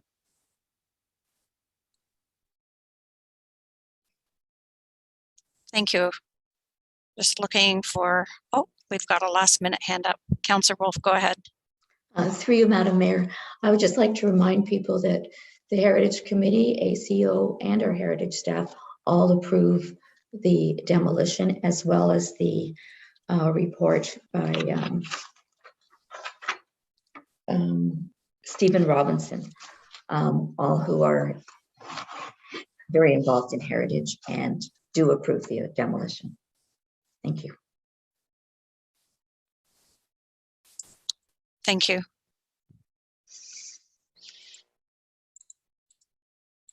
Seeing no further comments, I'm ready to call the question. Madam Clerk? Councillor Adshade, Favor. Councillor Devine, Nay. Councillor Meadow, Opposed?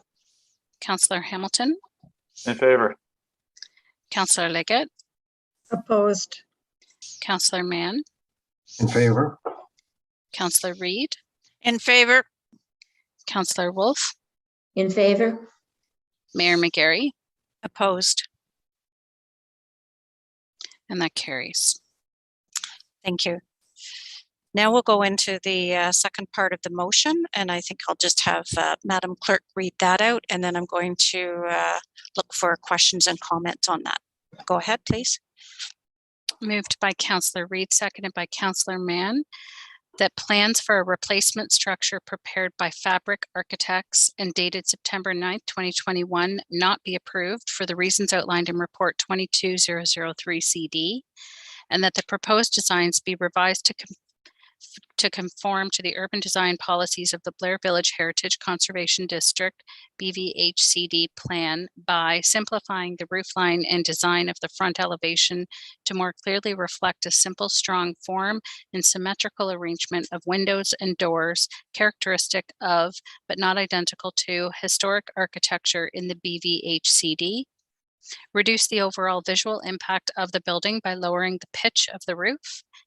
Set back the garage from the front of the main facade in order to reduce its visual prominence, and further that the revised designs addressing the deficiencies outlined in Report 22003 CD be submitted for review by the Municipal Heritage Advisory Committee prior to being resubmitted to Council for a decision. Thank you. And now we'll go to, I'm just going to say questions and comments by members of Council. Councillor Leggett, go ahead. Thank you, Madam Chair. I'm wondering if we could put something in there to ensure that the hedgerow is kept, that it cannot be taken out in future, so that there's no impact on the neighborhood with this. We could add that as an amendment. Do you have a seconder for that? The hedgerow. Yeah. Councillor Adshade, are you seconding it? Yep. Thank you. Okay, and I'm just going to let her finish writing, and then we'll read it back to you. Make sure that we have it on the floor correctly.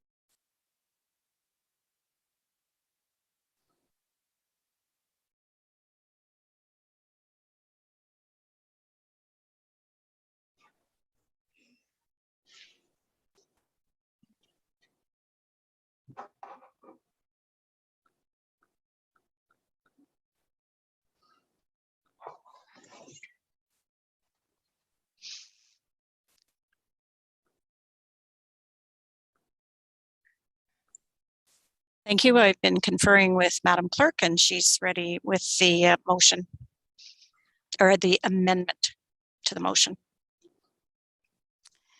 And further that the property owner be instructed to maintain the existing hedgerow. Point of clarification. Yes, Councillor Wolf. For instance, I disagree with most of this motion. I don't mind the hedgerow. If I vote for the hedgerow, am I voting in any way for the amendment, for the motion?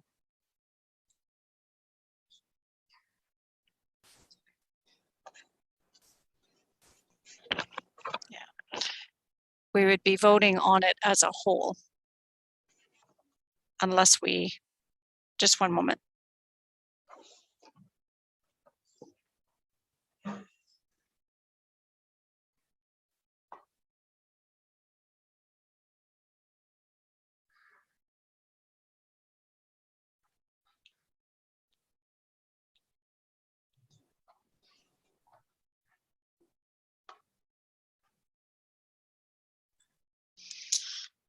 We could actually take that as a separate motion, Councillor Wolf. Okay, because I think a lot of us have a lot to discuss, and there are lots of points in this that were asked for by the owner. For instance, even if we wanted these changes, that he could just not have to go through all of, the Heritage Advisory Committee and Council again. He asked if he could just go to our heritage consultants to approve or disapprove, approve the revised, I'm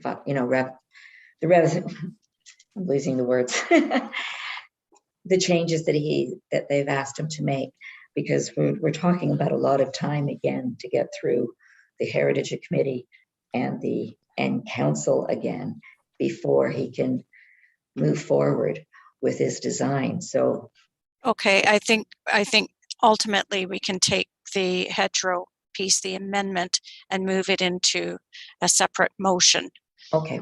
If that is acceptable to the mover and the seconder. So I'll turn to Councillor Leggett, who's nodding. Councillor Adshade.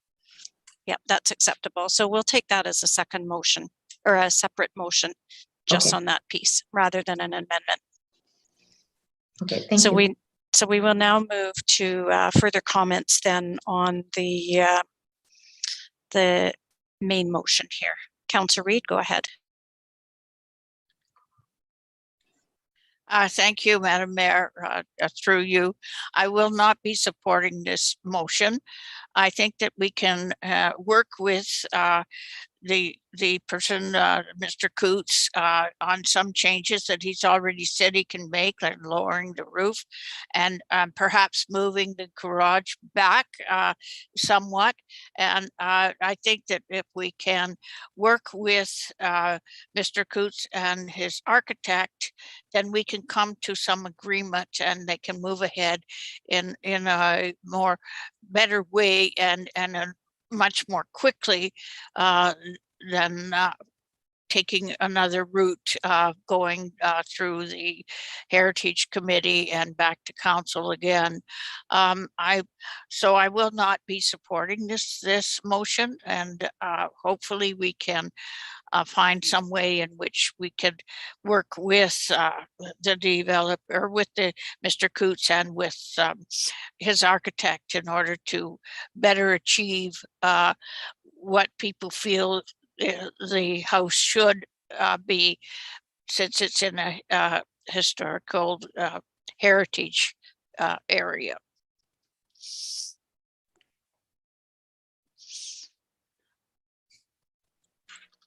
Thank you. I'll move next to Councillor Wolf. Go ahead, please.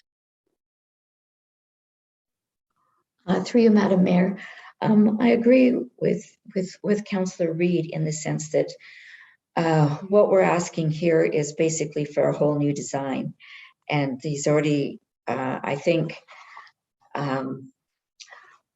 that when we did talk again, as I said before, when our only direction is strong, simple form, but then we say unique, we say flexibility, we say existing houses, but now we're saying only this house or that house, not all these other houses, which are all in the Blair Heritage District. We're preserving the trees. We're doing all of these things. He wants to build a family home.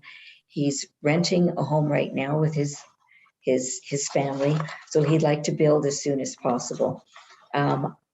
I agree that if we reduce the overall like pitch of the roof, but building impact of the second point, reduce the overall visual impact of the building by lowering the pitch of the roof. That they've agreed to do, and it's on the lowest part. And setting the garage back from the facade, they've agreed to do that. But to do the other part, again, it's whose definition of simple and all and symmetry. Where does, does it end? Where does it start? I think if we left that out, just put in the other two, and then had him report basically back just to our heritage planners, it would be, I think we would achieve what we need to achieve, and it would be fair to the homeowner. So to do that, I'm not sure if that means to vote against this entire motion or try to cut it up. And I would ask the clerk which she would prefer. Councillor Wolf, I know you've spoken multiple times on this. I'm going to go to other council members first, okay? Oh, sure. Yep, Councillor Liggett has also spoken several times, but this is on this part of the motion. Please go ahead. Thank you, Madam Chair. We just said under the demolition, it was stated that the report and our advisory committee were very important part of this, and that they recommended they supported the demolition, therefore we should accept the demolition. But now it's being stated that even though it's said that it's supposed to go back to everybody, now the opposite is being said, for it not to go back to the MHAC. So I'm really, I have a problem with how do we safeguard, how do we ensure that the things that are important here that are being said have to be done, how are we going to ensure that they are going to be done? Who's going to be the guardian of this? If it's not going to be MHAC and it's not going to be us, then who does the final approval? I think there's a responsibility here, and I'm not getting this.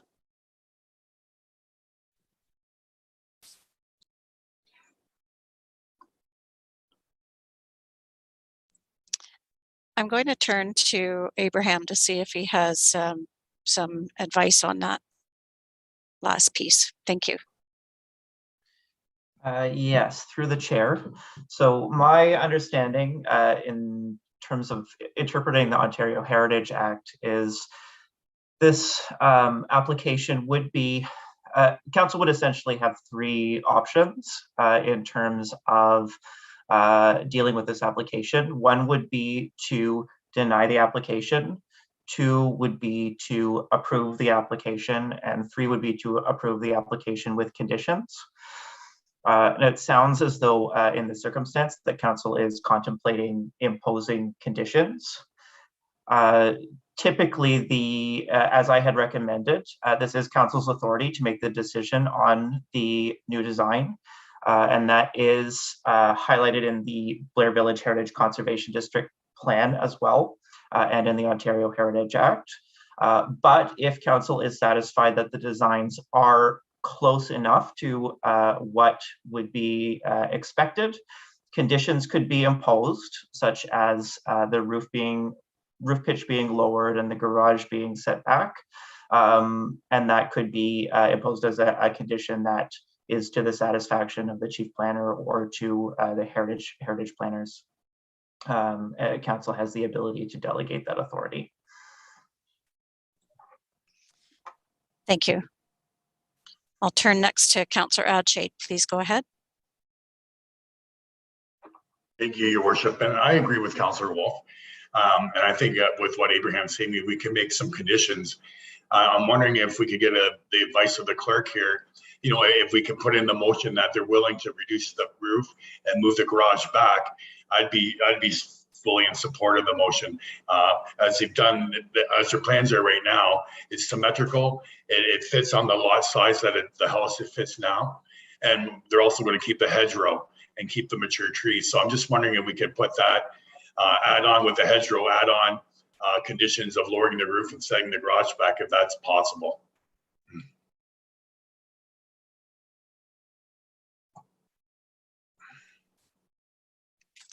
I think what we're going to do at this point is to take a 10-minute break. I think that as chair, when I look at what this motion talks about, it does talk about plans for a replacement structure not be approved, but that the proposed designs be revised to conform to the urban design policies of the Blair Heritage Conservation District plan by, and it has the conditions that conforms with the Heritage Conservation District plan. And then it's to set back, because it's in the district, it does need to go back to MHAC for approval once it's and then it's resubmitted to council. So a lot of what we're talking about here today is already addressed here in the motion. Yeah. So we're going to take a break, we're going to confer, and then we'll come back to this discussion. So 10 minutes, you can turn off your camera. And thanks for your patience.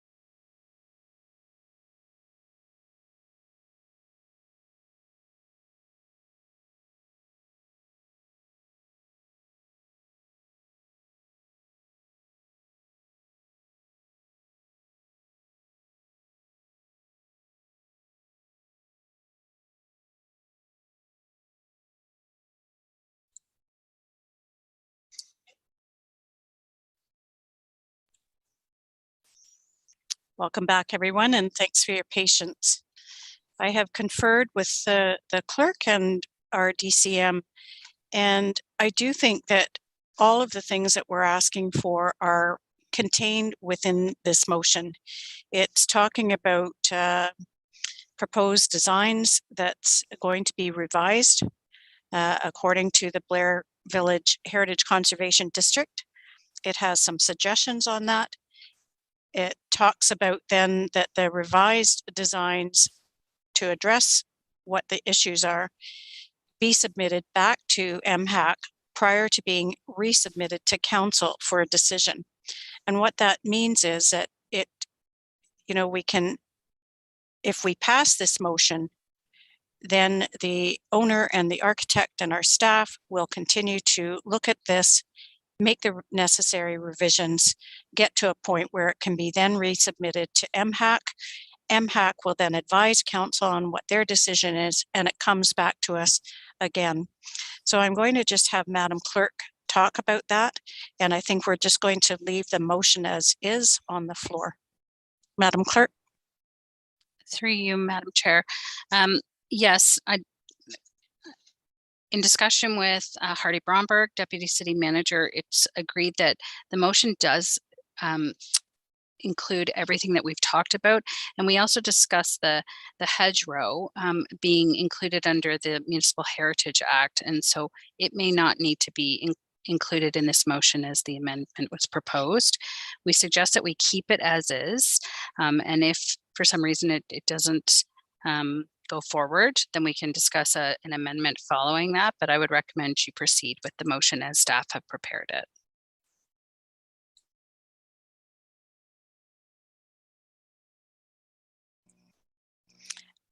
Councillor Wolf, is there a question or clarification? Because I'm ready to call the vote.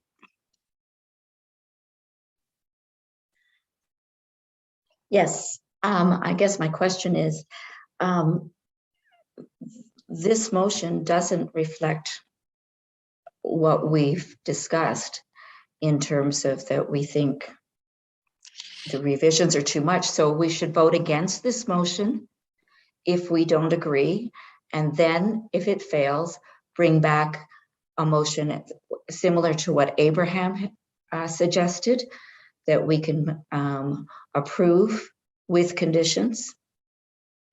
I'm going to actually switch to Mr. Bromberg, because there will be revisions done, maybe not in all of the details, but I think what we're trying to do right now is design this house, and I'm not sure that's our role here. So I'm going to ask to have Mr. Bromberg speak to the issue. Thank you, Your Worship. Through you to Councillor Wolf and Council. The current recommendation and motion on the floor is to revise the design of the proposed home by simplifying the roof line and the front elevations. It's also to reduce the overall visual impact by lowering the pitch of the roof, and talks about the garage setback. And if this motion is approved, staff would work with the owner and provide some revised drawings for MHAC's consideration, at which points staff would bring MHAC's recommendation to council for a decision. It might be a little bit difficult to design the home currently, and so therefore the recommendation which is being proposed as the motion would be for your consideration. Thank you, Mr. Bromberg. Okay, so if we don't like what you just said, we vote against the motion, and if the motion fails, my question is, then we can bring back another motion? Yes, and I would also state that this still has to go to MHAC and then back to council. So just take that into your consideration. That's not what Abraham said. That process is that it has to go back to MHAC because it's in the Blair Village Heritage Conservation District. Any design. It already went to MHAC. Mr. Bromberg? So I guess the is the question whether council could delegate the council's decision-making authority to a member of staff? Is that what I'm understanding the question to be? Yes, I suppose that would be. So with the way Abraham explained it, we could accept the design with conditions, which would be the pitch and the garage, and give our heritage planner the authority to approve those revisions. I think I'm going to jump in here. We have a Blair Village Heritage Conservation District. It's a very well laid out process. Our MHAC is our advisory committee. My point is, why would you do that with this particular building? It just, my answer would be time. Like, they've already been to MHAC, and now they've come here and they're asking us to approve the design. So if we approve the design with conditions. Councillor Wolf, I am going to stop you there. All right, that's fine. We've heard a lot of how you feel. I do feel that when it comes to timing, that the Blair Village Heritage Conservation District is very specific in its design form. That's my opinion as well. But I would think that we would lose something, my own personal opinion, if we didn't take it back to MHAC. This is a Heritage Conservation District. Councillor Reid, go ahead. Question to Mr. Bromberg. You mentioned only two things, and there are other things within that motion that also apply to the simplicity of the front of the gables of the windows. So I'm assuming that those still apply. Through Mayor McGarry to Councillor Reid, yes, my apologies. I was just trying to summarize the motion that was on the floor. You are correct. Okay, I understand. So I will still be not supporting this motion.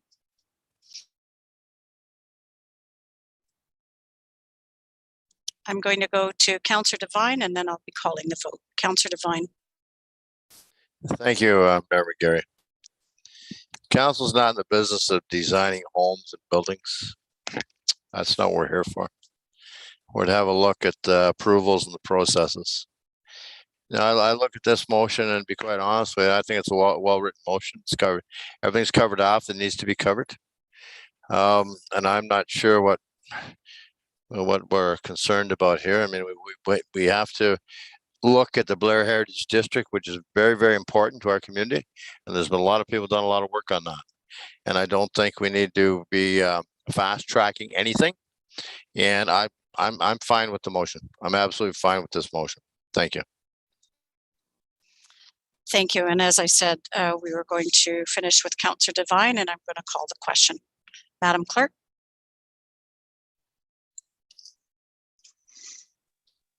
Councillor Adshade. Opposed. Councillor Devine. Aye. Councillor Meadow. In favor. Councillor Hamilton. Opposed. Councillor Liggett. In favor. Councillor Mann. In favor. Councillor Reid. Opposed. Councillor Wolf. Opposed. Mayor McGarry. In favor. And that carries. Thank you. So the process will be that staff will be meeting with the architect, and this proposal will come back to the MHAC, and then will be resubmitted to council for a decision. And we'll certainly try and get that expedited as quickly as possible.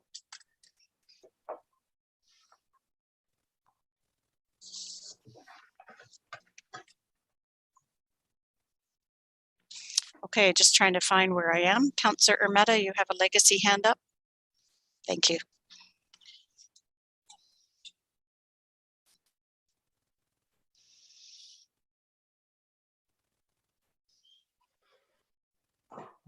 So our next item on the agenda is number 9.3.2, Report 22-010, CD, Delegated Authority for the Chief Building Official to enter into conditional permit agreements.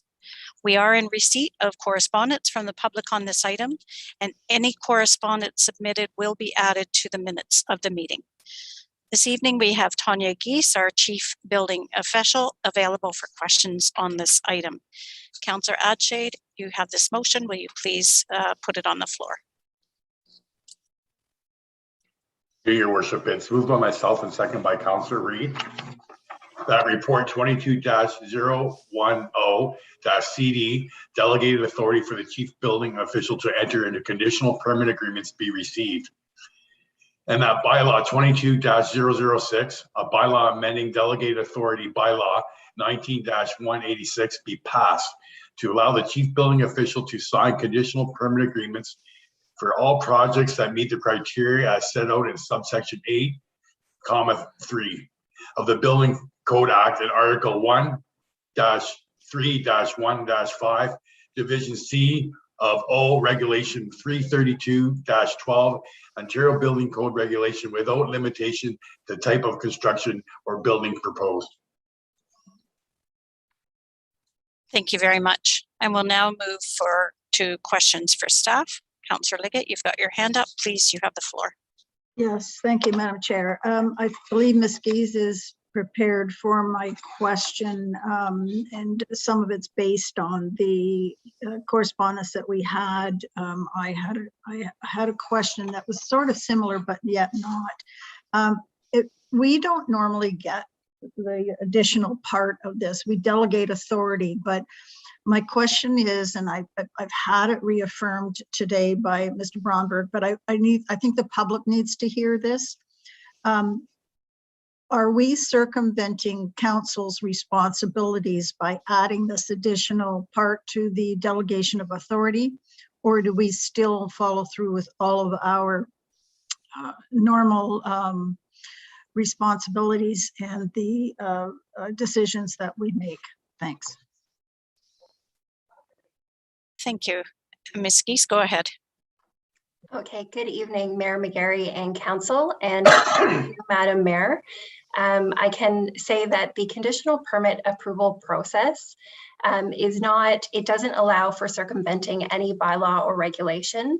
What it does do is it allows development to proceed and construction to begin ahead of certain approvals being in place. So those approvals then become part of the conditions, and there's an established time frame to be able to get them. And so there's an evaluation process that the CBO has to undertake in reviewing conditional permit applications. So there are certain projects that are eligible based on all of the applicable law that is required in order to issue a permit. Certain applicable law must be in place ahead of being able to issue a building permit. And so for a conditional permit, zoning approval has to be in place, and properties that are designated heritage are also not eligible for this process. So all of the regular approval processes will still be completed, but it does allow some construction to begin ahead of certain approvals.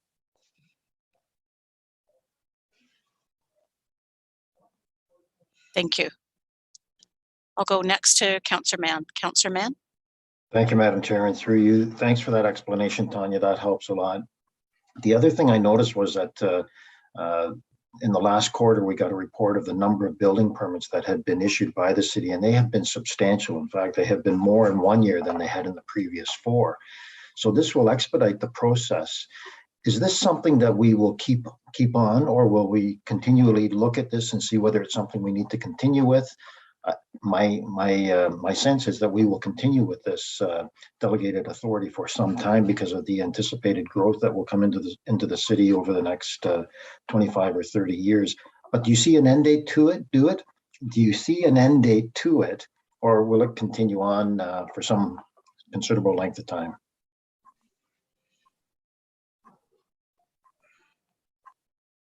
Okay, and through you, Madam Mayor, Go ahead.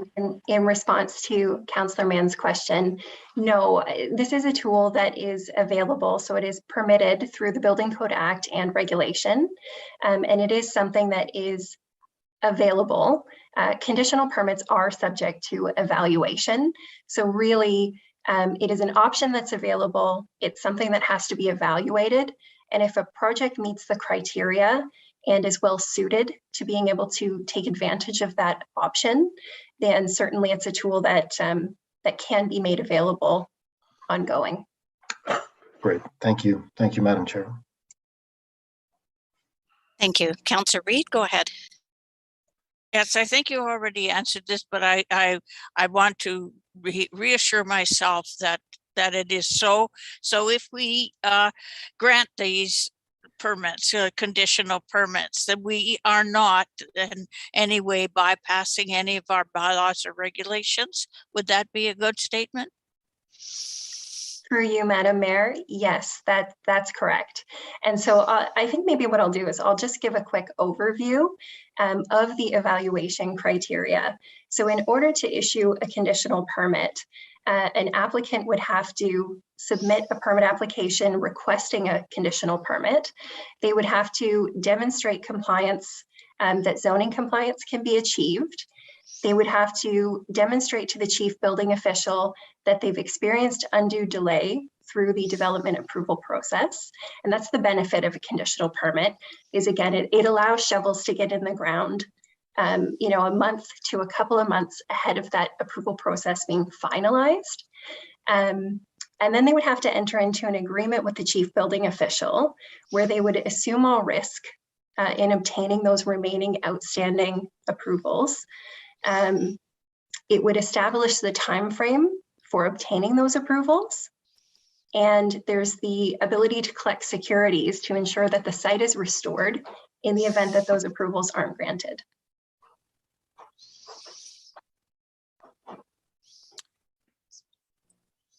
Thank you. Thank you. My questions were along the same line, so I might just follow up there. So as you said, if the conditional permit is issued at the discretion of the CBO under, you know, the rules as applies, and the approval does not go forward, what happens with the work that the applicant has already done on the property? Through you, Madam Mayor, in response to your question, the agreement that would be entered into with the applicant and the city would stipulate that restoration of site is at the cost of the applicant. So if they find through the process of beginning construction that they can't achieve compliance to all applicable law and don't continue on with the project, there would be expectation in that agreement that they would restore the site to its previous state. And then as well, there are the securities that were collected that would allow the city to step in and do so and restore the site in the event that it isn't. Okay, that's clear. Thank you. Councillor Liggett, do you have a question? I do, thank you. Sorry, let me just turn my video back on. Tanya,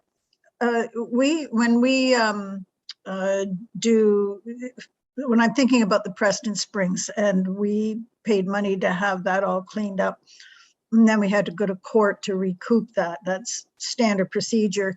If we have to have this restored and they have to do a deposit with us in order to do that restoration, do we have to go to court in order to use that, or are we allowed to just do it at our discretion? Who makes the decision on this? And do we just go ahead and do it? Through you, Madam Mayor, that's a good question, Councillor Liggett. There are provisions in the applicable section of the Building Code Act that speak to the collection of securities, the potential for placing a lien on the property, and I would have to look a little bit further at the actual wording at the moment. I can say that the section that regulates conditional permits is different from the circumstance with the Preston Springs Hotel. The Preston Springs Hotel was done through an emergency order, which is a different section of the Building Code Act.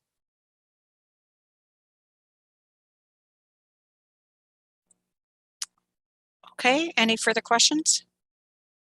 No.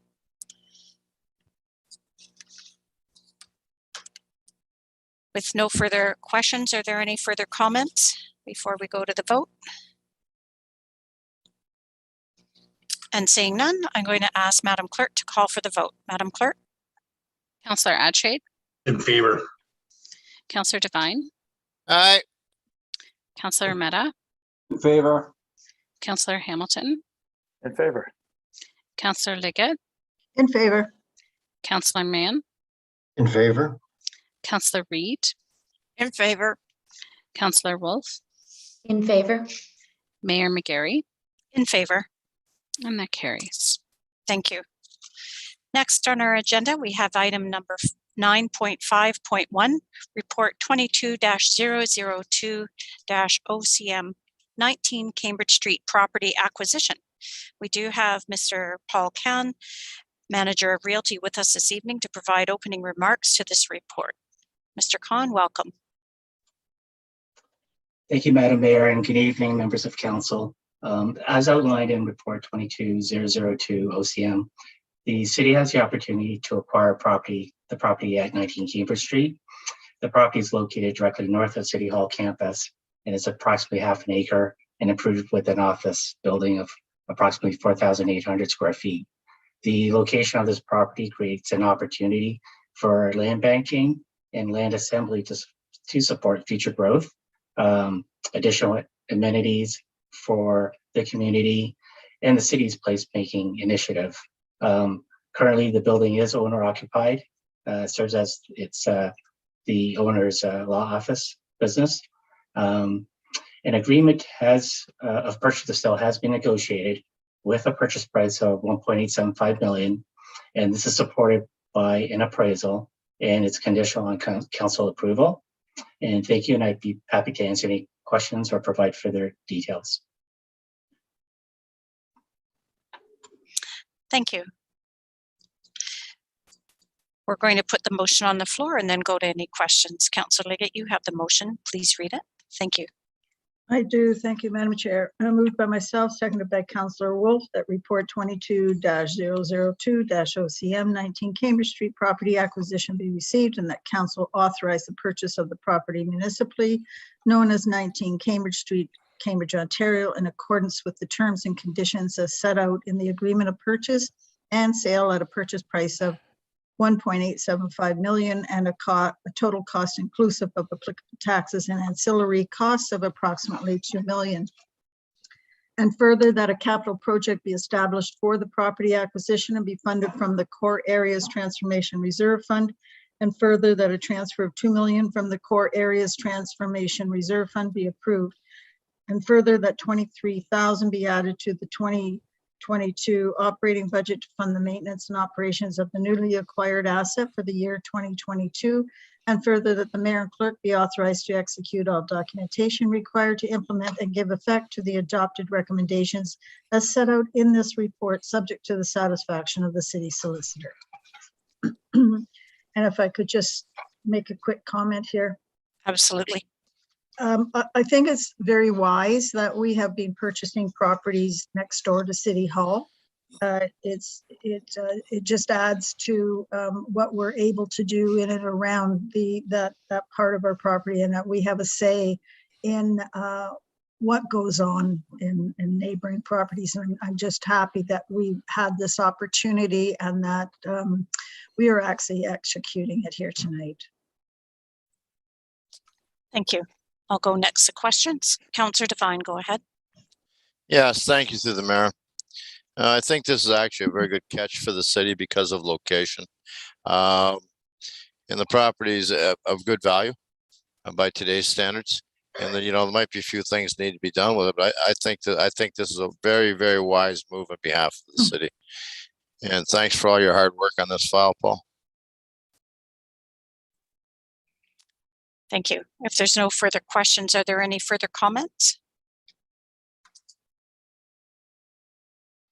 And seeing none, I would just like to concur that this is a wise decision for council to sort of enlarge the City Hall premises, and then we've got some time to figure out how this building's going to look and how it's going to serve the community in the future. And I'm going to ask Madam Clerk to call for the vote. Madam Clerk? Councillor Adshade, In favor. Councillor Devine, Aye. Councillor Mehta, Favor. Councillor Hamilton, In favor. Councillor Liggett, In favor. Councillor Mann, In favor. Councillor Reid, In favor. Councillor Wolf, In favor. Mayor McGarry, In favor. and that carries. Thank you. And next on our agenda, we have a similar motion. Item number 9.5.2, Report 22-001-OCM 8 Water Street South Property Acquisition. And I understand that Paul Kahn, Manager of Realty, will also provide opening remarks to this report as well. You're busy tonight. Thank you, Madam Mayor. As outlined in report 22001-OCM, the city has the opportunity to acquire the property at 8 Water Street South. The property is located directly north of city-owned old post office building in the Galt City Center core. The property is approximately 2,300 square feet and improved with a commercial building of approximately 1,030 square feet.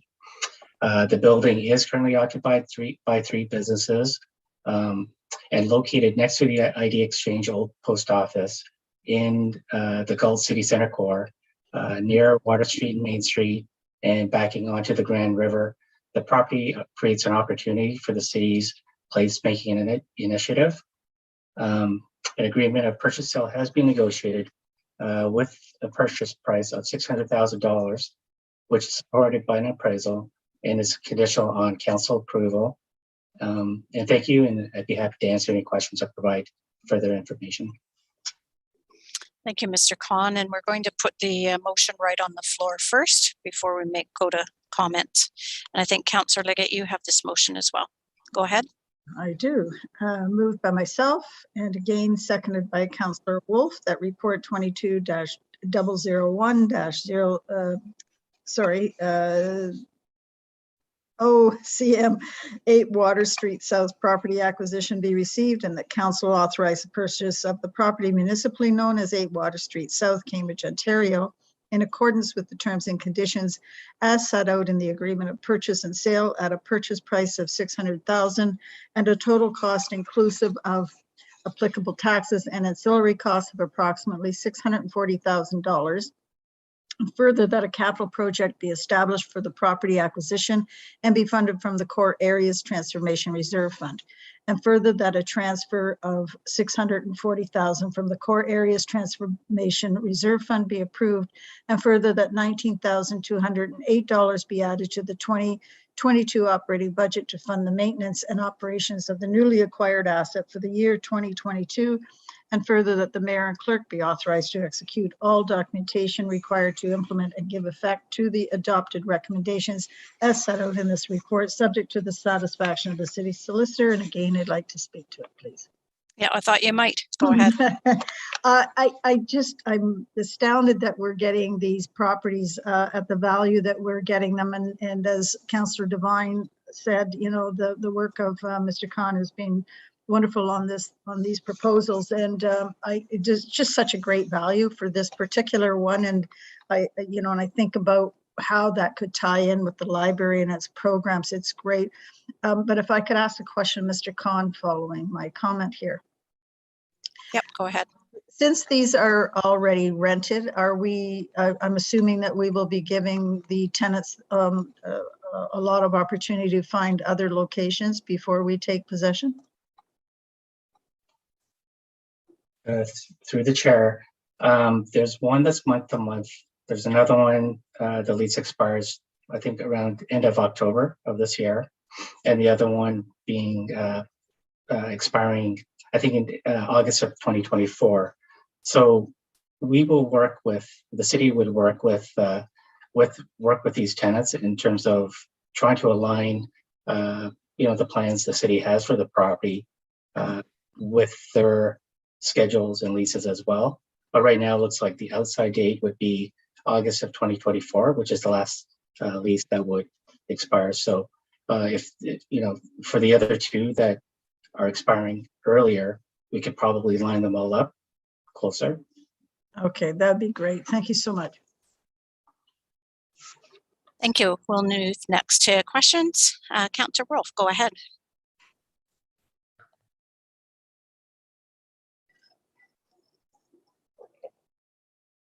If you were unmuted, we could hear you just so much better. I know sometimes you hit that button and it doesn't work. Anyway, through you, Madam Mayor. Paul, when we're talking about placemaking, originally when it was brought up by a constituent for that section, they were talking about demolishing the building and using it as a parkette. When we asked our heritage planner if it was a heritage building, he said it definitely was.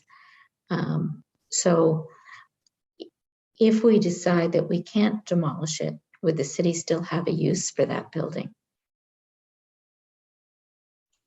Through you, Madam Mayor, I believe when we talked to the senior advisor, senior planner for heritage, he had indicated that there are certain aspects of that building that are of heritage interest, which is basically the front facade.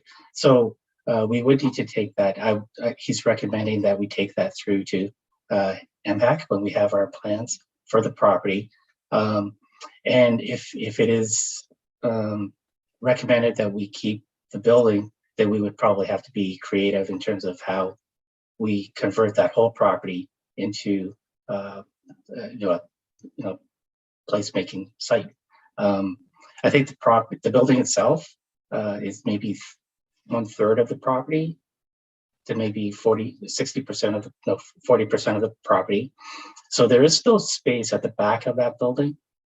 So I think there's still opportunity for placemaking. It just depends on what type of placemaking is going to be. Okay, thank you. Thank you. Councillor Devine, you're next. Go ahead, please. Thanks to the chair. Again, I believe this would be a good opportunity for the city. This is right along the river. And they're certainly not making any more property like that. Okay, and I think it's important that the position that the city has taken back to the rivers, which was a number of years ago. And I think that's hugely important. It's right next to the idea exchange, which is perfect. And there's all kinds of great opportunities for that building. So I support this. And again, Paul, thank you very much for your work in this file. Well done.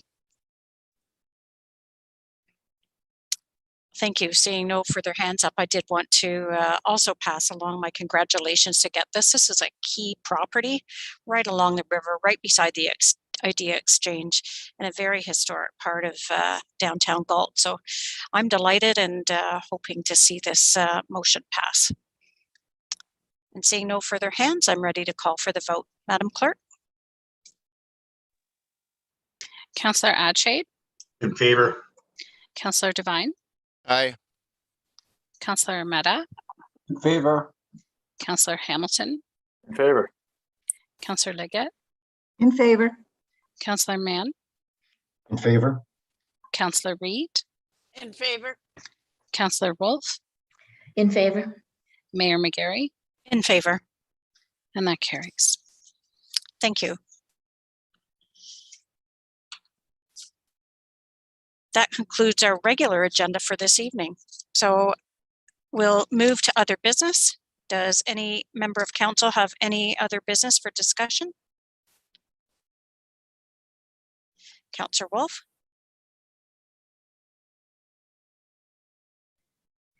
Yes, through you, Madam Mayor. I just wanted to point out that today is the beginning of Black History Month, and this is a time to celebrate, learn, reflect, and build community together.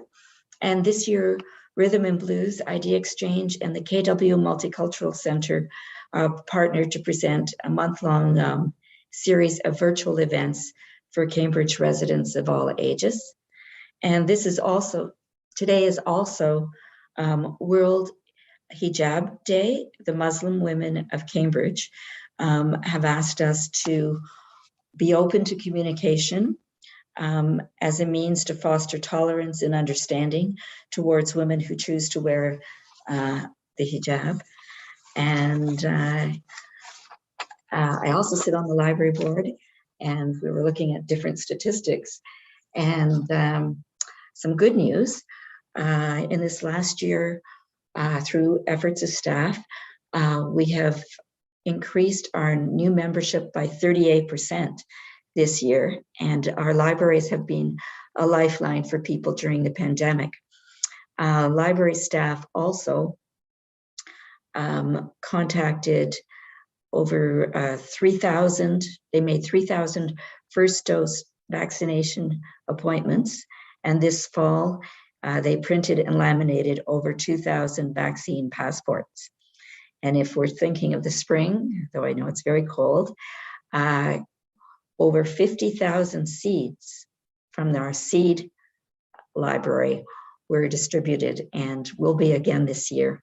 And in September, residents of the region were encouraged to drop off their fresh produce, and it was donated to the food bank. So that's just a couple of the great stats from the library. Thanks. Thank you. Good reminders, and certainly good organizations. Thanks for the reminders of the special days that we're celebrating. Councillor Mann, go ahead. Thank you, Madam Chair, and through you. And I don't know if I missed something, but I noticed that Councillor Hamilton's motion regarding the improving sidewalk snow removal services for Cambridge's older adults and seniors. Were we going to bring that up this evening, or is that something that has been dealt with? That's next. Okay, I guess I'm just ahead of myself, and I wanted to make sure that I got to speak to it. Yep, you are ahead of yourself. Thanks. Yeah, we'll move on to that just next. And I also wanted to note that today is Chinese New Year. So Gong Hai Fat Choi to all those who celebrate today. 2022 is the year of the tiger. So wishing you and your family who celebrate a happy new year, peace and safety, a happy family, and lucky and mighty year of the tiger. So with that, we will move forward then to motions. You had a hint of that a minute ago with Councillor Mann. So Councillor Hamilton did provide notice of motion or for his motion at the January 18th, 2022 special council meeting. And this evening we do have one delegation for this item, and that's Sherry Roberts, and she'll be speaking on behalf of the Cambridge Accessibility Advisory Committee. So just a moment while we bring Sherry into our meeting.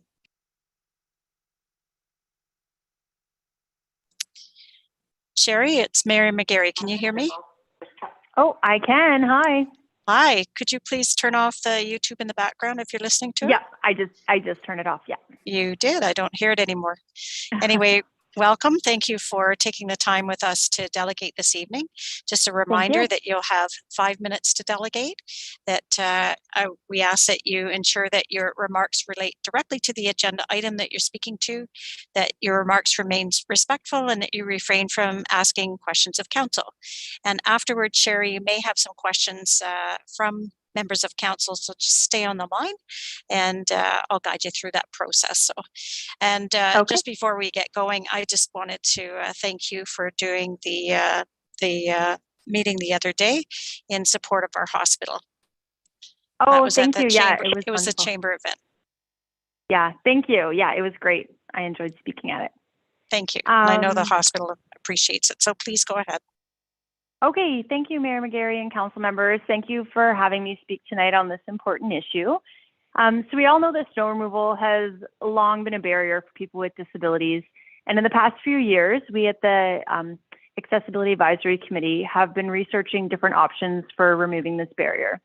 So the past year, we have met as a subcommittee with Councillors Devine and Adshade supporting us to come up with a plan of action to present to council to help individuals in our community who face barriers with snow removal, namely seniors and people with disabilities.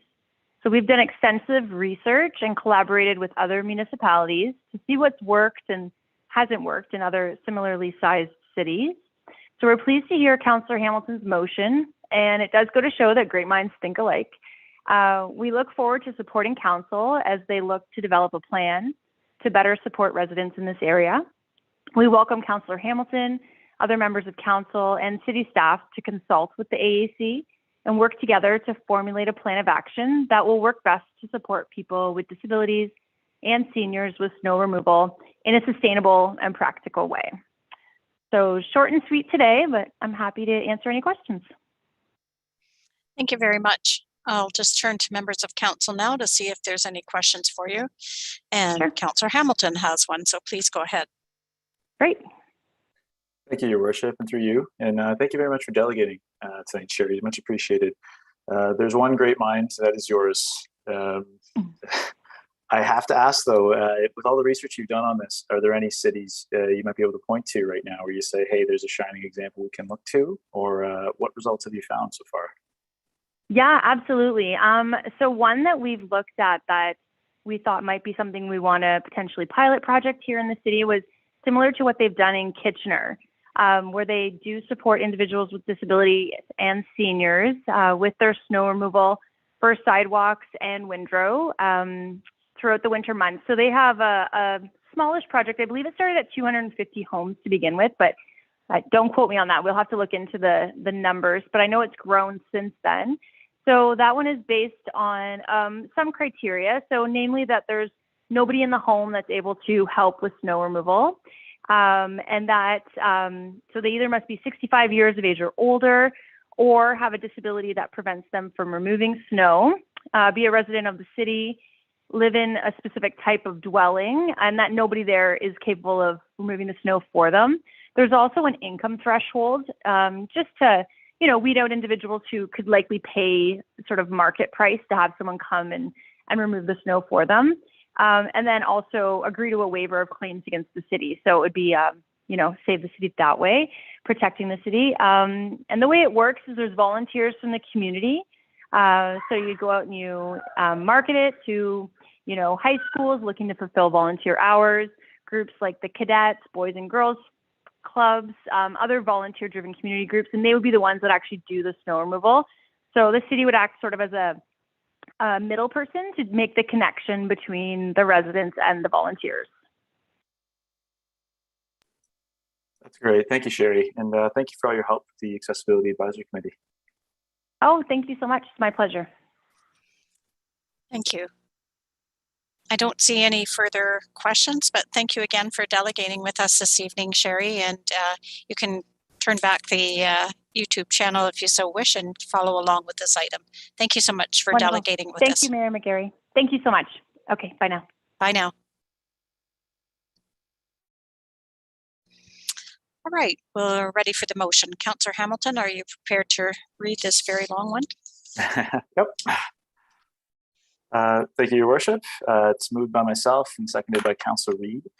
The recommendation, whereas the City of Cambridge receives large amounts of snowfall in winter months and residents are required to clear their sidewalks within 36 hours of a snowfall event, whereas this requirement can create difficulty for some older adults, individuals with physical or cognitive impairments and special needs that may not be able to clear snow from sidewalks within this time frame or at all, whereas the City of Cambridge has not amended its snow removal programs for older adults and groups in need, nor has it amended the funding provided to assist older adults and groups in need since November of 2005, whereas the population of Cambridge has increased substantially from 110,000 in 2005 to 138,000 in 2022, with the number of older adults in our community rising as well. Whereas it is essential for the health and well-being of our community and its growing older adult population to ensure that all residents are able to safely walk to different neighborhoods, shops, services, and community centers at all times of year. Therefore, be it resolved that Council direct the Director of Operations of Infrastructure Services to report back to Council in the second quarter of 2022 with a plan that provides options to support older adult property owners and those with special needs in winter maintenance of sidewalks, and that staff provide multiple program options, including costs, resources required, feasibility, and a timeline for the implementation of an enhanced program to be incorporated in the 2023 operating budget, and that the Director of Operations be directed to consult with the Cambridge Accessibility Advisory Committee to complete community outreach to assist in determining the needs in the community for a snow removal program prior to reporting back to council. And if I may speak to the motion. Yes, go ahead. Thank you. And first off, I want to thank Councillor Adshade for reaching out with the addition on behalf of the Cambridge Accessibility Advisory Committee. And also I thank Councillor Devine for his work on that committee as well. And that was the last paragraph that was added to this motion since I read it the notice of motion last week. And I think it's great that we have all of our citizens, our council, and our advisory committees all seem to be singing from the same hymn book on this one. So it was great to hear Sherry reach out and to hear from the Accessibility Advisory Committee and to hear support on this. So I just want to speak to how exactly this came about, where I was elected about 16 months ago, just before winter hit. One of the first things I heard was calls about snow removal, but some of them was basically my neighbors not shoveling their driveway, sorry, they're not shoveling their sidewalks, but don't send bylaw after them. They can't shovel their sidewalk because they're older, they have physical impairments, they have cognitive needs.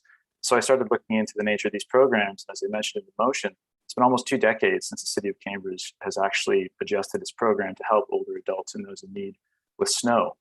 So it gives about, right now we give about $10,000 a month to CSC, or Community Support Connections. And that hasn't been adjusted for inflation. It hasn't been adjusted for the growing numbers of seniors in Cambridge. It's pretty much just stayed the same. And so speaking with residents, speaking with our staff, it seems like this is something we can improve upon. We know the seniors population is not only growing, but a number of those that called in had no idea that the service actually existed. So speaking with Community Support Connections, the way they have it set up right now is that through the money that we provide to them, some of it goes directly into the program, but they still have to basically find volunteers. Those volunteers are connected up with residents in our community that are in need, but those residents still have to pay a small fee to those that are helping them. And so these people, the volunteers, are called snow buddies. Right now there's about 20 to 25 snow buddies, according to CSC, that they have registered. There's over 200 people on their list. And that does not include the many people that reached out to me before and after this motion came to light that had no idea this program existed. So there are more out there. And so I think right now the question that I'm hoping staff can answer in the report that comes back to us, it's 2-pronged. And one, of course, as Sherry pointed out, it's who exactly will be assisted by the service, because obviously we don't want anyone taking advantage of it. So Cambridge, Kitchener and Guelph, different municipalities have different regulations as to who can access these services. So Kitchener, for example, if as a household you make under $46,000 a year, if there's no one who's able-bodied in the house that can actually get out there and do the work, if you really have a genuine need for assistance, then you can qualify. And also the second big question, I think, which I'm hoping the report can answer, is who exactly provides this service. So would it be an increased funding to CSC to hire more, you could say, snow buddies? It could be full-time or staff, which is what I heard from them. Or would it be a third-party contractor, or would it be city staff? All 3 options I've heard discussed. I don't know which one would be the best, but that's exactly what I'm hoping staff can figure out for us.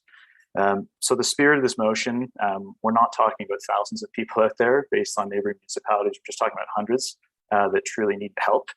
And I think it's worth it, frankly, for the number of people that would service for what I understand is a very small cost to the taxpayer. We're talking cents, not dollars here.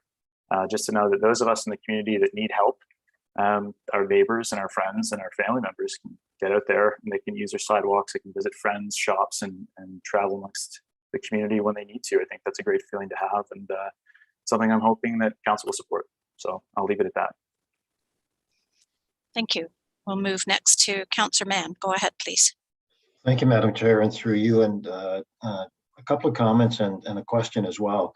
But first, I just want to commend our staff for the work that they do, because we had a major snow event last month, and it was a significant event, and all our roads were looked after in a very short period of time. And that took a considerable amount of work on the part of our employees and the work that they did and the time that was involved. And I just want to commend them for the work that they do, because a lot of times we complain about the roads not being cleared. This time they were cleared in record time, and it was very much appreciated. I really support this motion that Councillor Hamilton has brought forward, and I think it's great that it's come forward.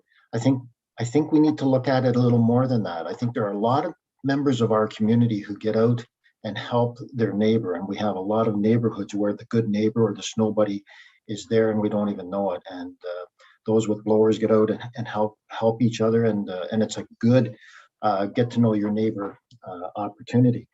And I wonder, and I had, after this motion was tabled last meeting, I had a number of people connect with me, people in the 1300 block of Duke Street, people on Vine Street, and a neighbor just down the street from me who said, I don't have a boulevard, or the boulevard in front of my house is so small that I get out there and I clear the sidewalk as often as I can. And as soon as I get that done, the plow comes by and puts all that traveled portion of snow back on the sidewalk because there is nowhere else to put it. And then they have to clear that again.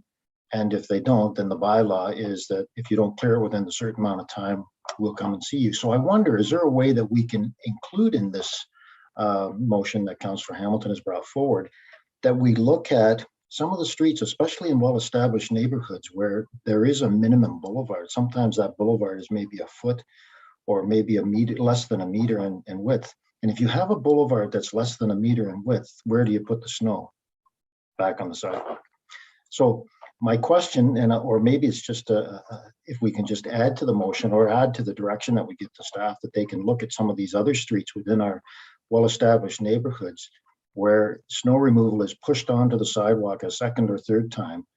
And can we look at that and see if there's something that can be done to help alleviate the pressure that we put on residential members to clear those sidewalks as well? Again, I want to thank Councillor Hamilton for bringing this forward and for the work that our staff do in clearing the streets and keeping our streets and sidewalks clear as well as they do. So those are my comments. Again, congratulations to our staff.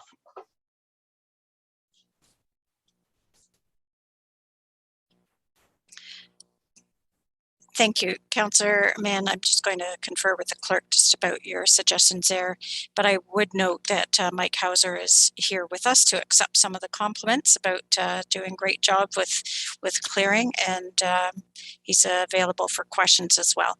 So I'll just sort of park your thoughts about what we might be doing in terms of direction or whatever until I hear from the other council members. Councillor Adshade, you're next. Please go ahead.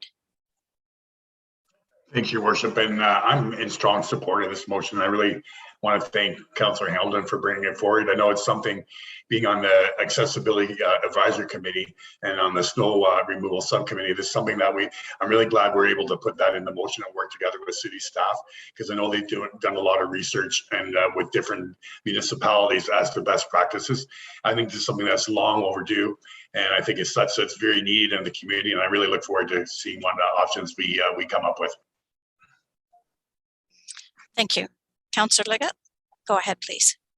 Thank you, Madam Chair. I concur with Councillor Mann with regard to the lack of boulevard, and the way we've got it happening now is sometimes we have a boulevard that we put in, which is 8 inches, just so that the city doesn't have to do the snow removal. It's part of our planning process. So it's very problematic. And I remember last term, the staff was asked to look at the costing of having all of our sidewalks cleared, because I thought it was the city of Guelph that already clears all of the sidewalks without the homeowner having to do it, but perhaps I'm wrong. So I would like to see in that report what the cost would be if we were to automatically clear all of the sidewalks, because if we start to get more and more in this in our elderly population, older adults population grows and grows and grows, we could be looking at substantial costs if we do not find volunteers to do the snow removal. And it may be more cost effective if we just clear all of the sidewalks in the city. And so I'd like to know, I might be pipe dreaming here, but I'd like to know in that report what the costs would be if we were to do that, similar to leaf cleanup.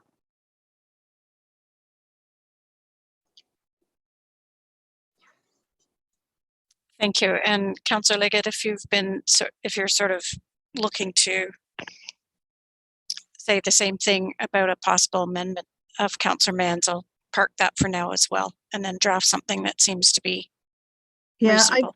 well, Madam Chair, I don't know that it really needs to be an amendment. Maybe it's part of the direction for the report. If Mr. Hauser is here taking notes, perhaps that could be part of the notes rather than amending the motion. Yeah, I saw some nods all around. Okay, great, thanks. Yep. Councillor Reid, you're next. Please go ahead.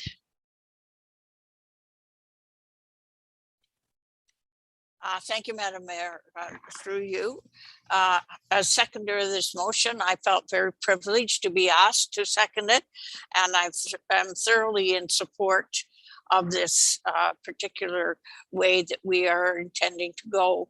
I don't know what the end result will be, but I know it will be better for older adults and for those with disabilities. As a member of the Cambridge Council on Aging, I know this is something that we care about and we worry about, you know, for our older adults. And so if we can alleviate some of the problems that older adults face, then I think we're doing a very good thing. So I look forward to a report coming back to us and letting us know what is the best way forward for us to do the snow clearing for those who have disabilities or older adults who simply are not able to do it. So thank you, and thank you, Councillor Hamilton, for allowing me to second the motion. And thanks to Councillor Devine and Councillor Adjade for their great work on the accessibility committee as well. Thank you. We'll move next to Councillor Devine. Go ahead, please. Thank you to the chair. This motion that Mr. Hamilton, Councillor Hamilton, has put forward is a very important motion.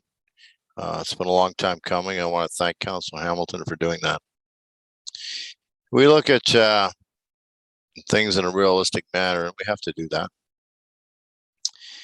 The largest demographic in this country today is the baby boomers. And I believe the youngest baby boomer is going to be 60 years old this year.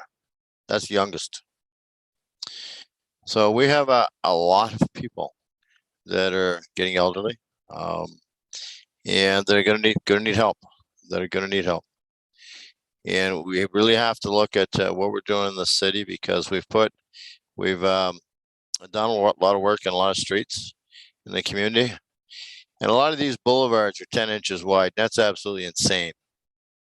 Absolutely insane.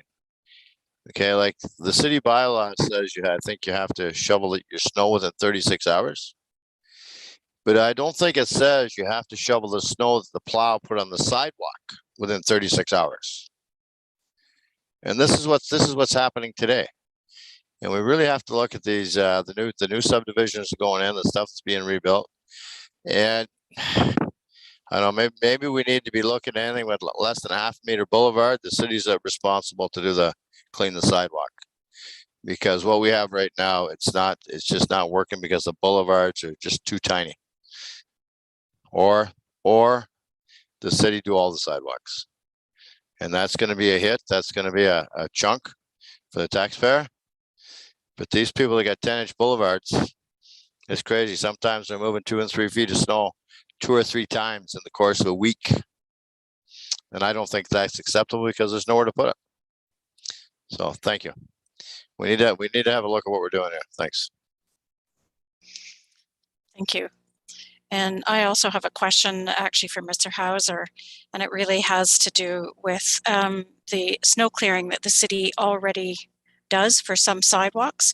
And my question is there a map somewhere that shows the constituents and our residents where the city does clear sidewalks?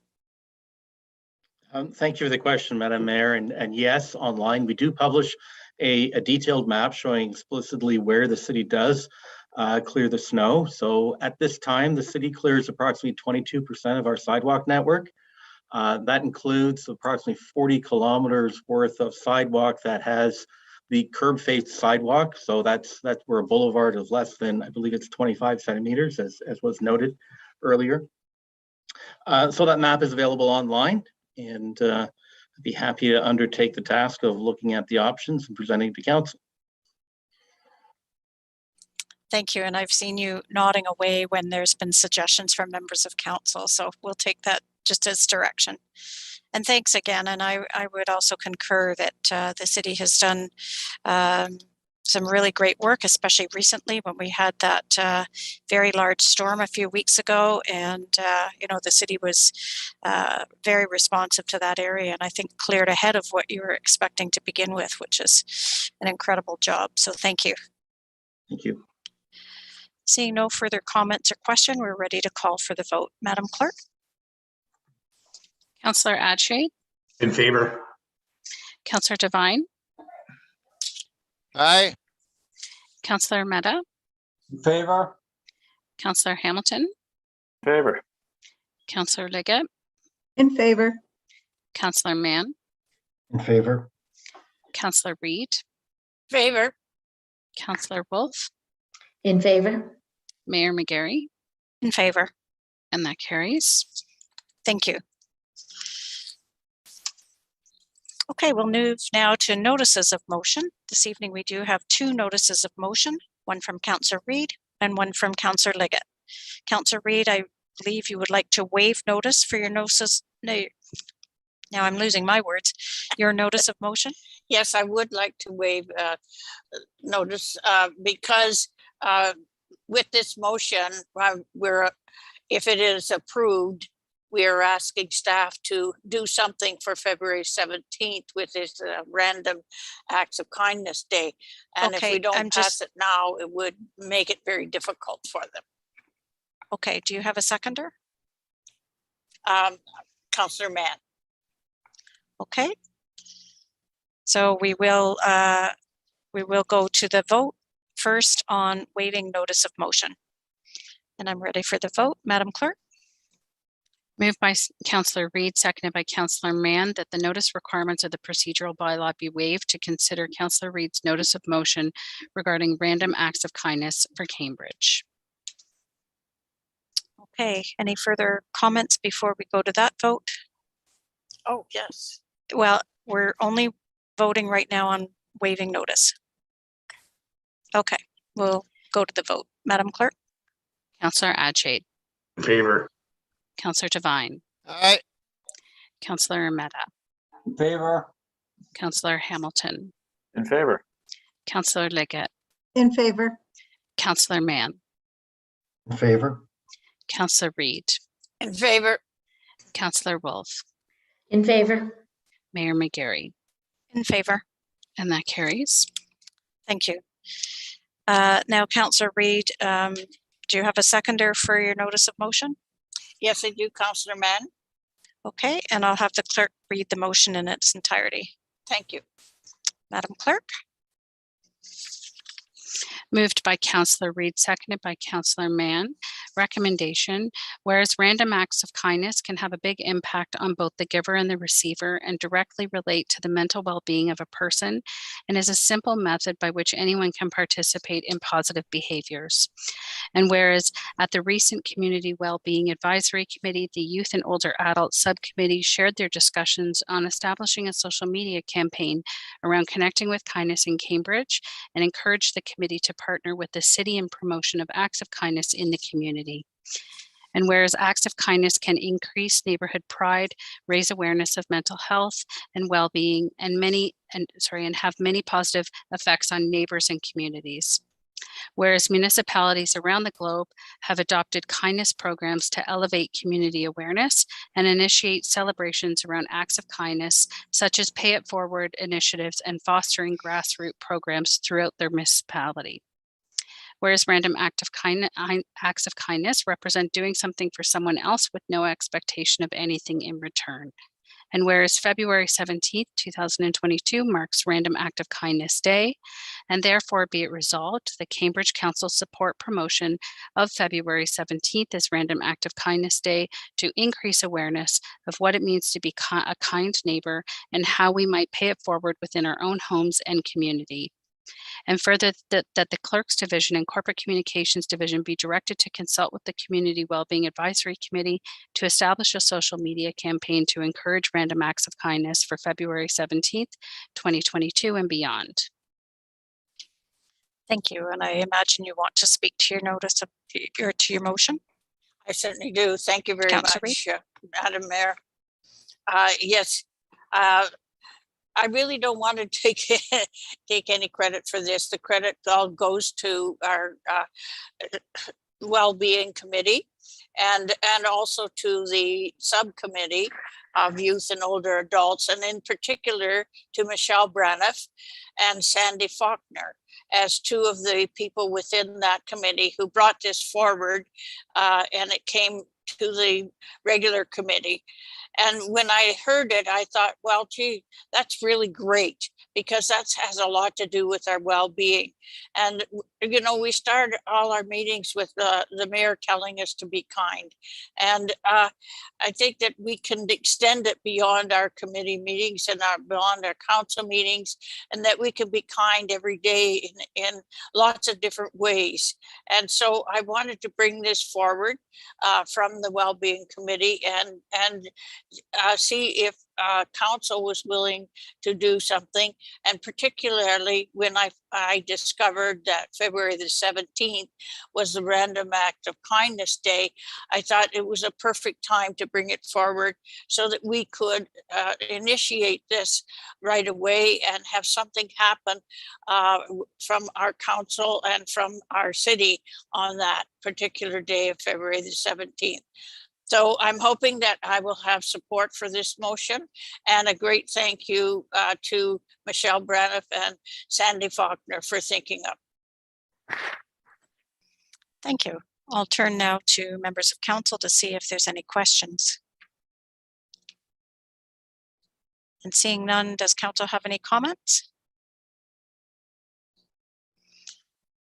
And I would just like to add my own, and I also am very pleased to see this motion coming forward. I'll certainly fully support it. And I also wanted to say that Random Act of Kindness Day means in your household, at your workplace, in your community, and online.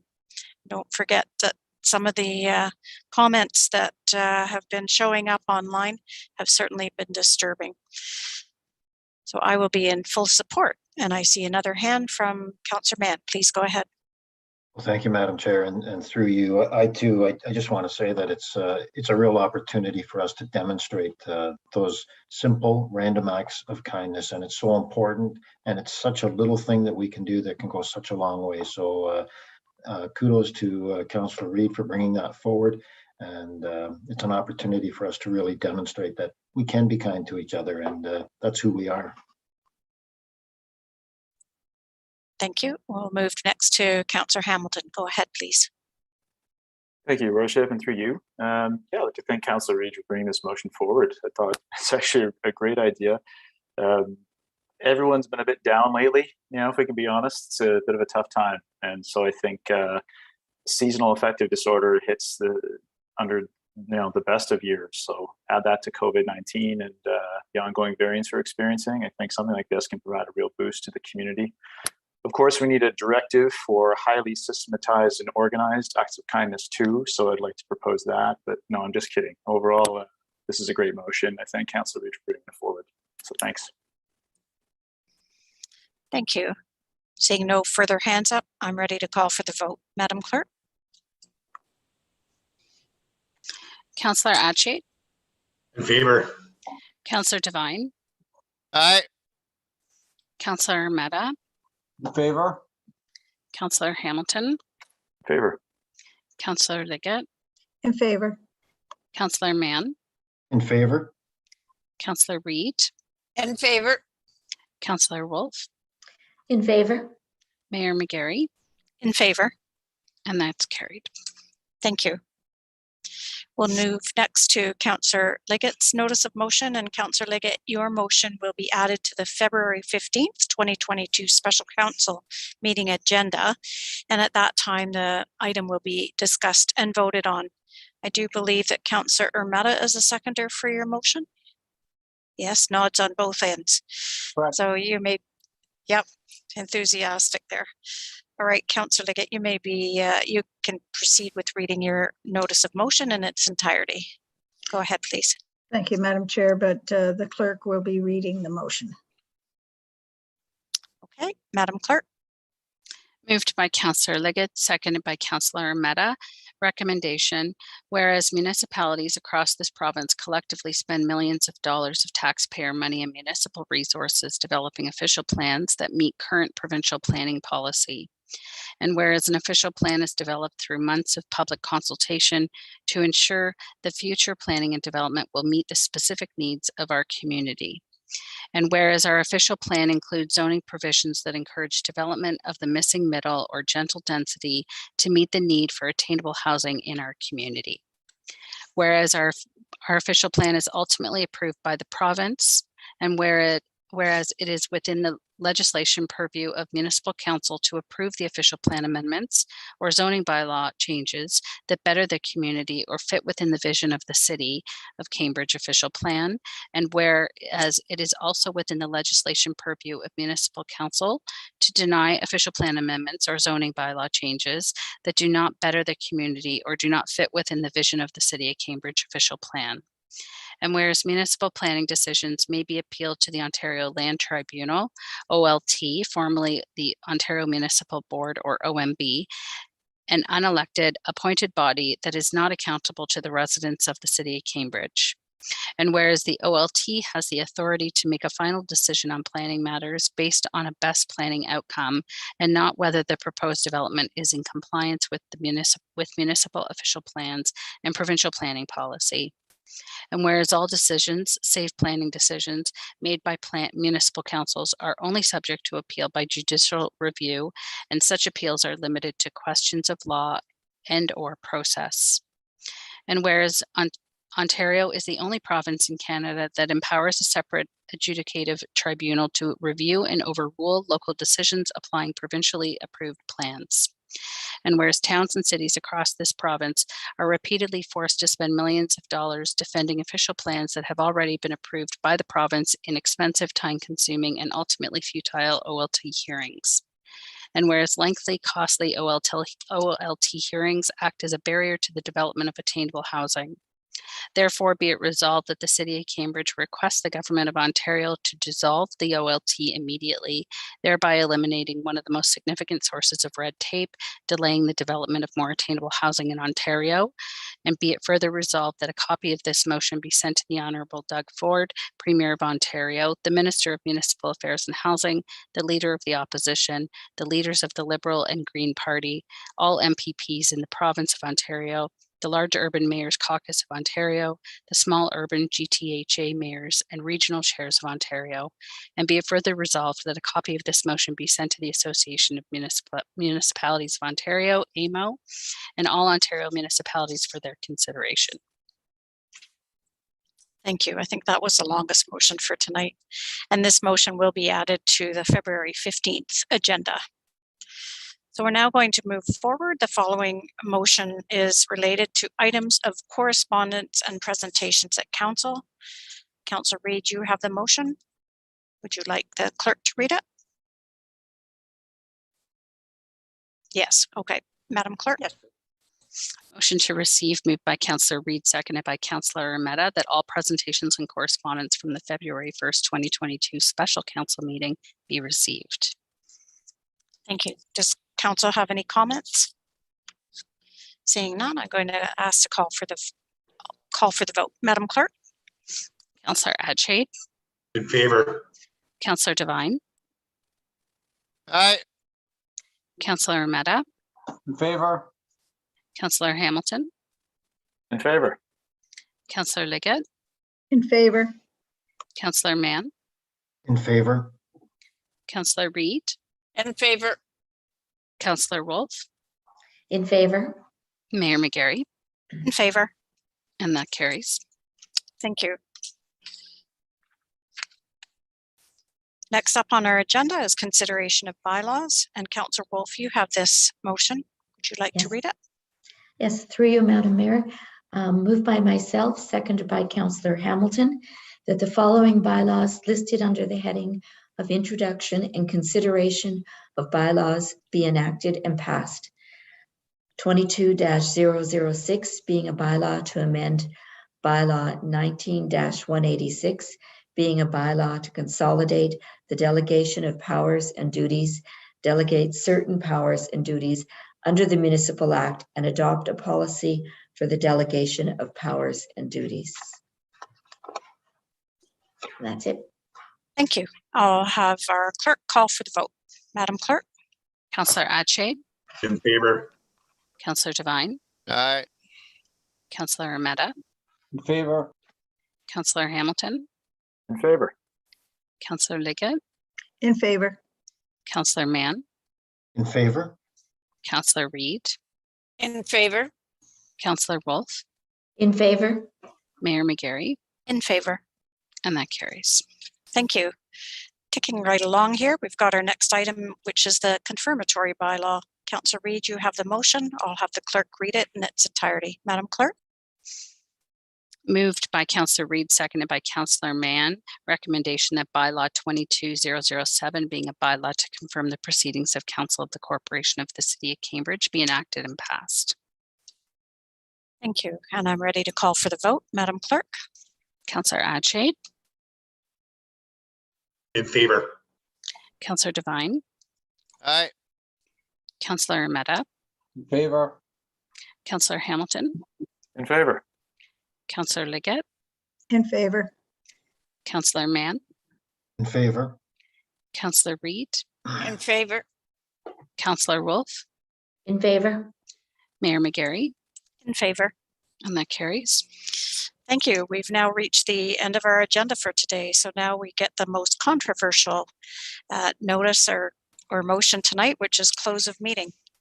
Councillor Mann, I think you have the motion. Please read it. You, Madam Chair, it's moved by myself and seconded by Councillor Devine that the council meeting does now adjourn at 9:17 p.m. Thank you. And I'm ready to call for the vote. Madam Clerk? Councillor Ache, In favor. Councillor Devine, Aye. Councillor Meadow, In favor? Councillor Hamilton, In favor. Councillor Liggett, In favor? Councillor Mann, In favor? Councillor Reid, In favor? Councillor Wolf, In favor? Mayor McGarry, In favor. and that carries. Thank you. That concludes our meeting for tonight. Thank you for joining us. And on behalf of council, we remind you to please be kind, be safe. Good night. Night, everyone. Night, everybody. Good night, everyone.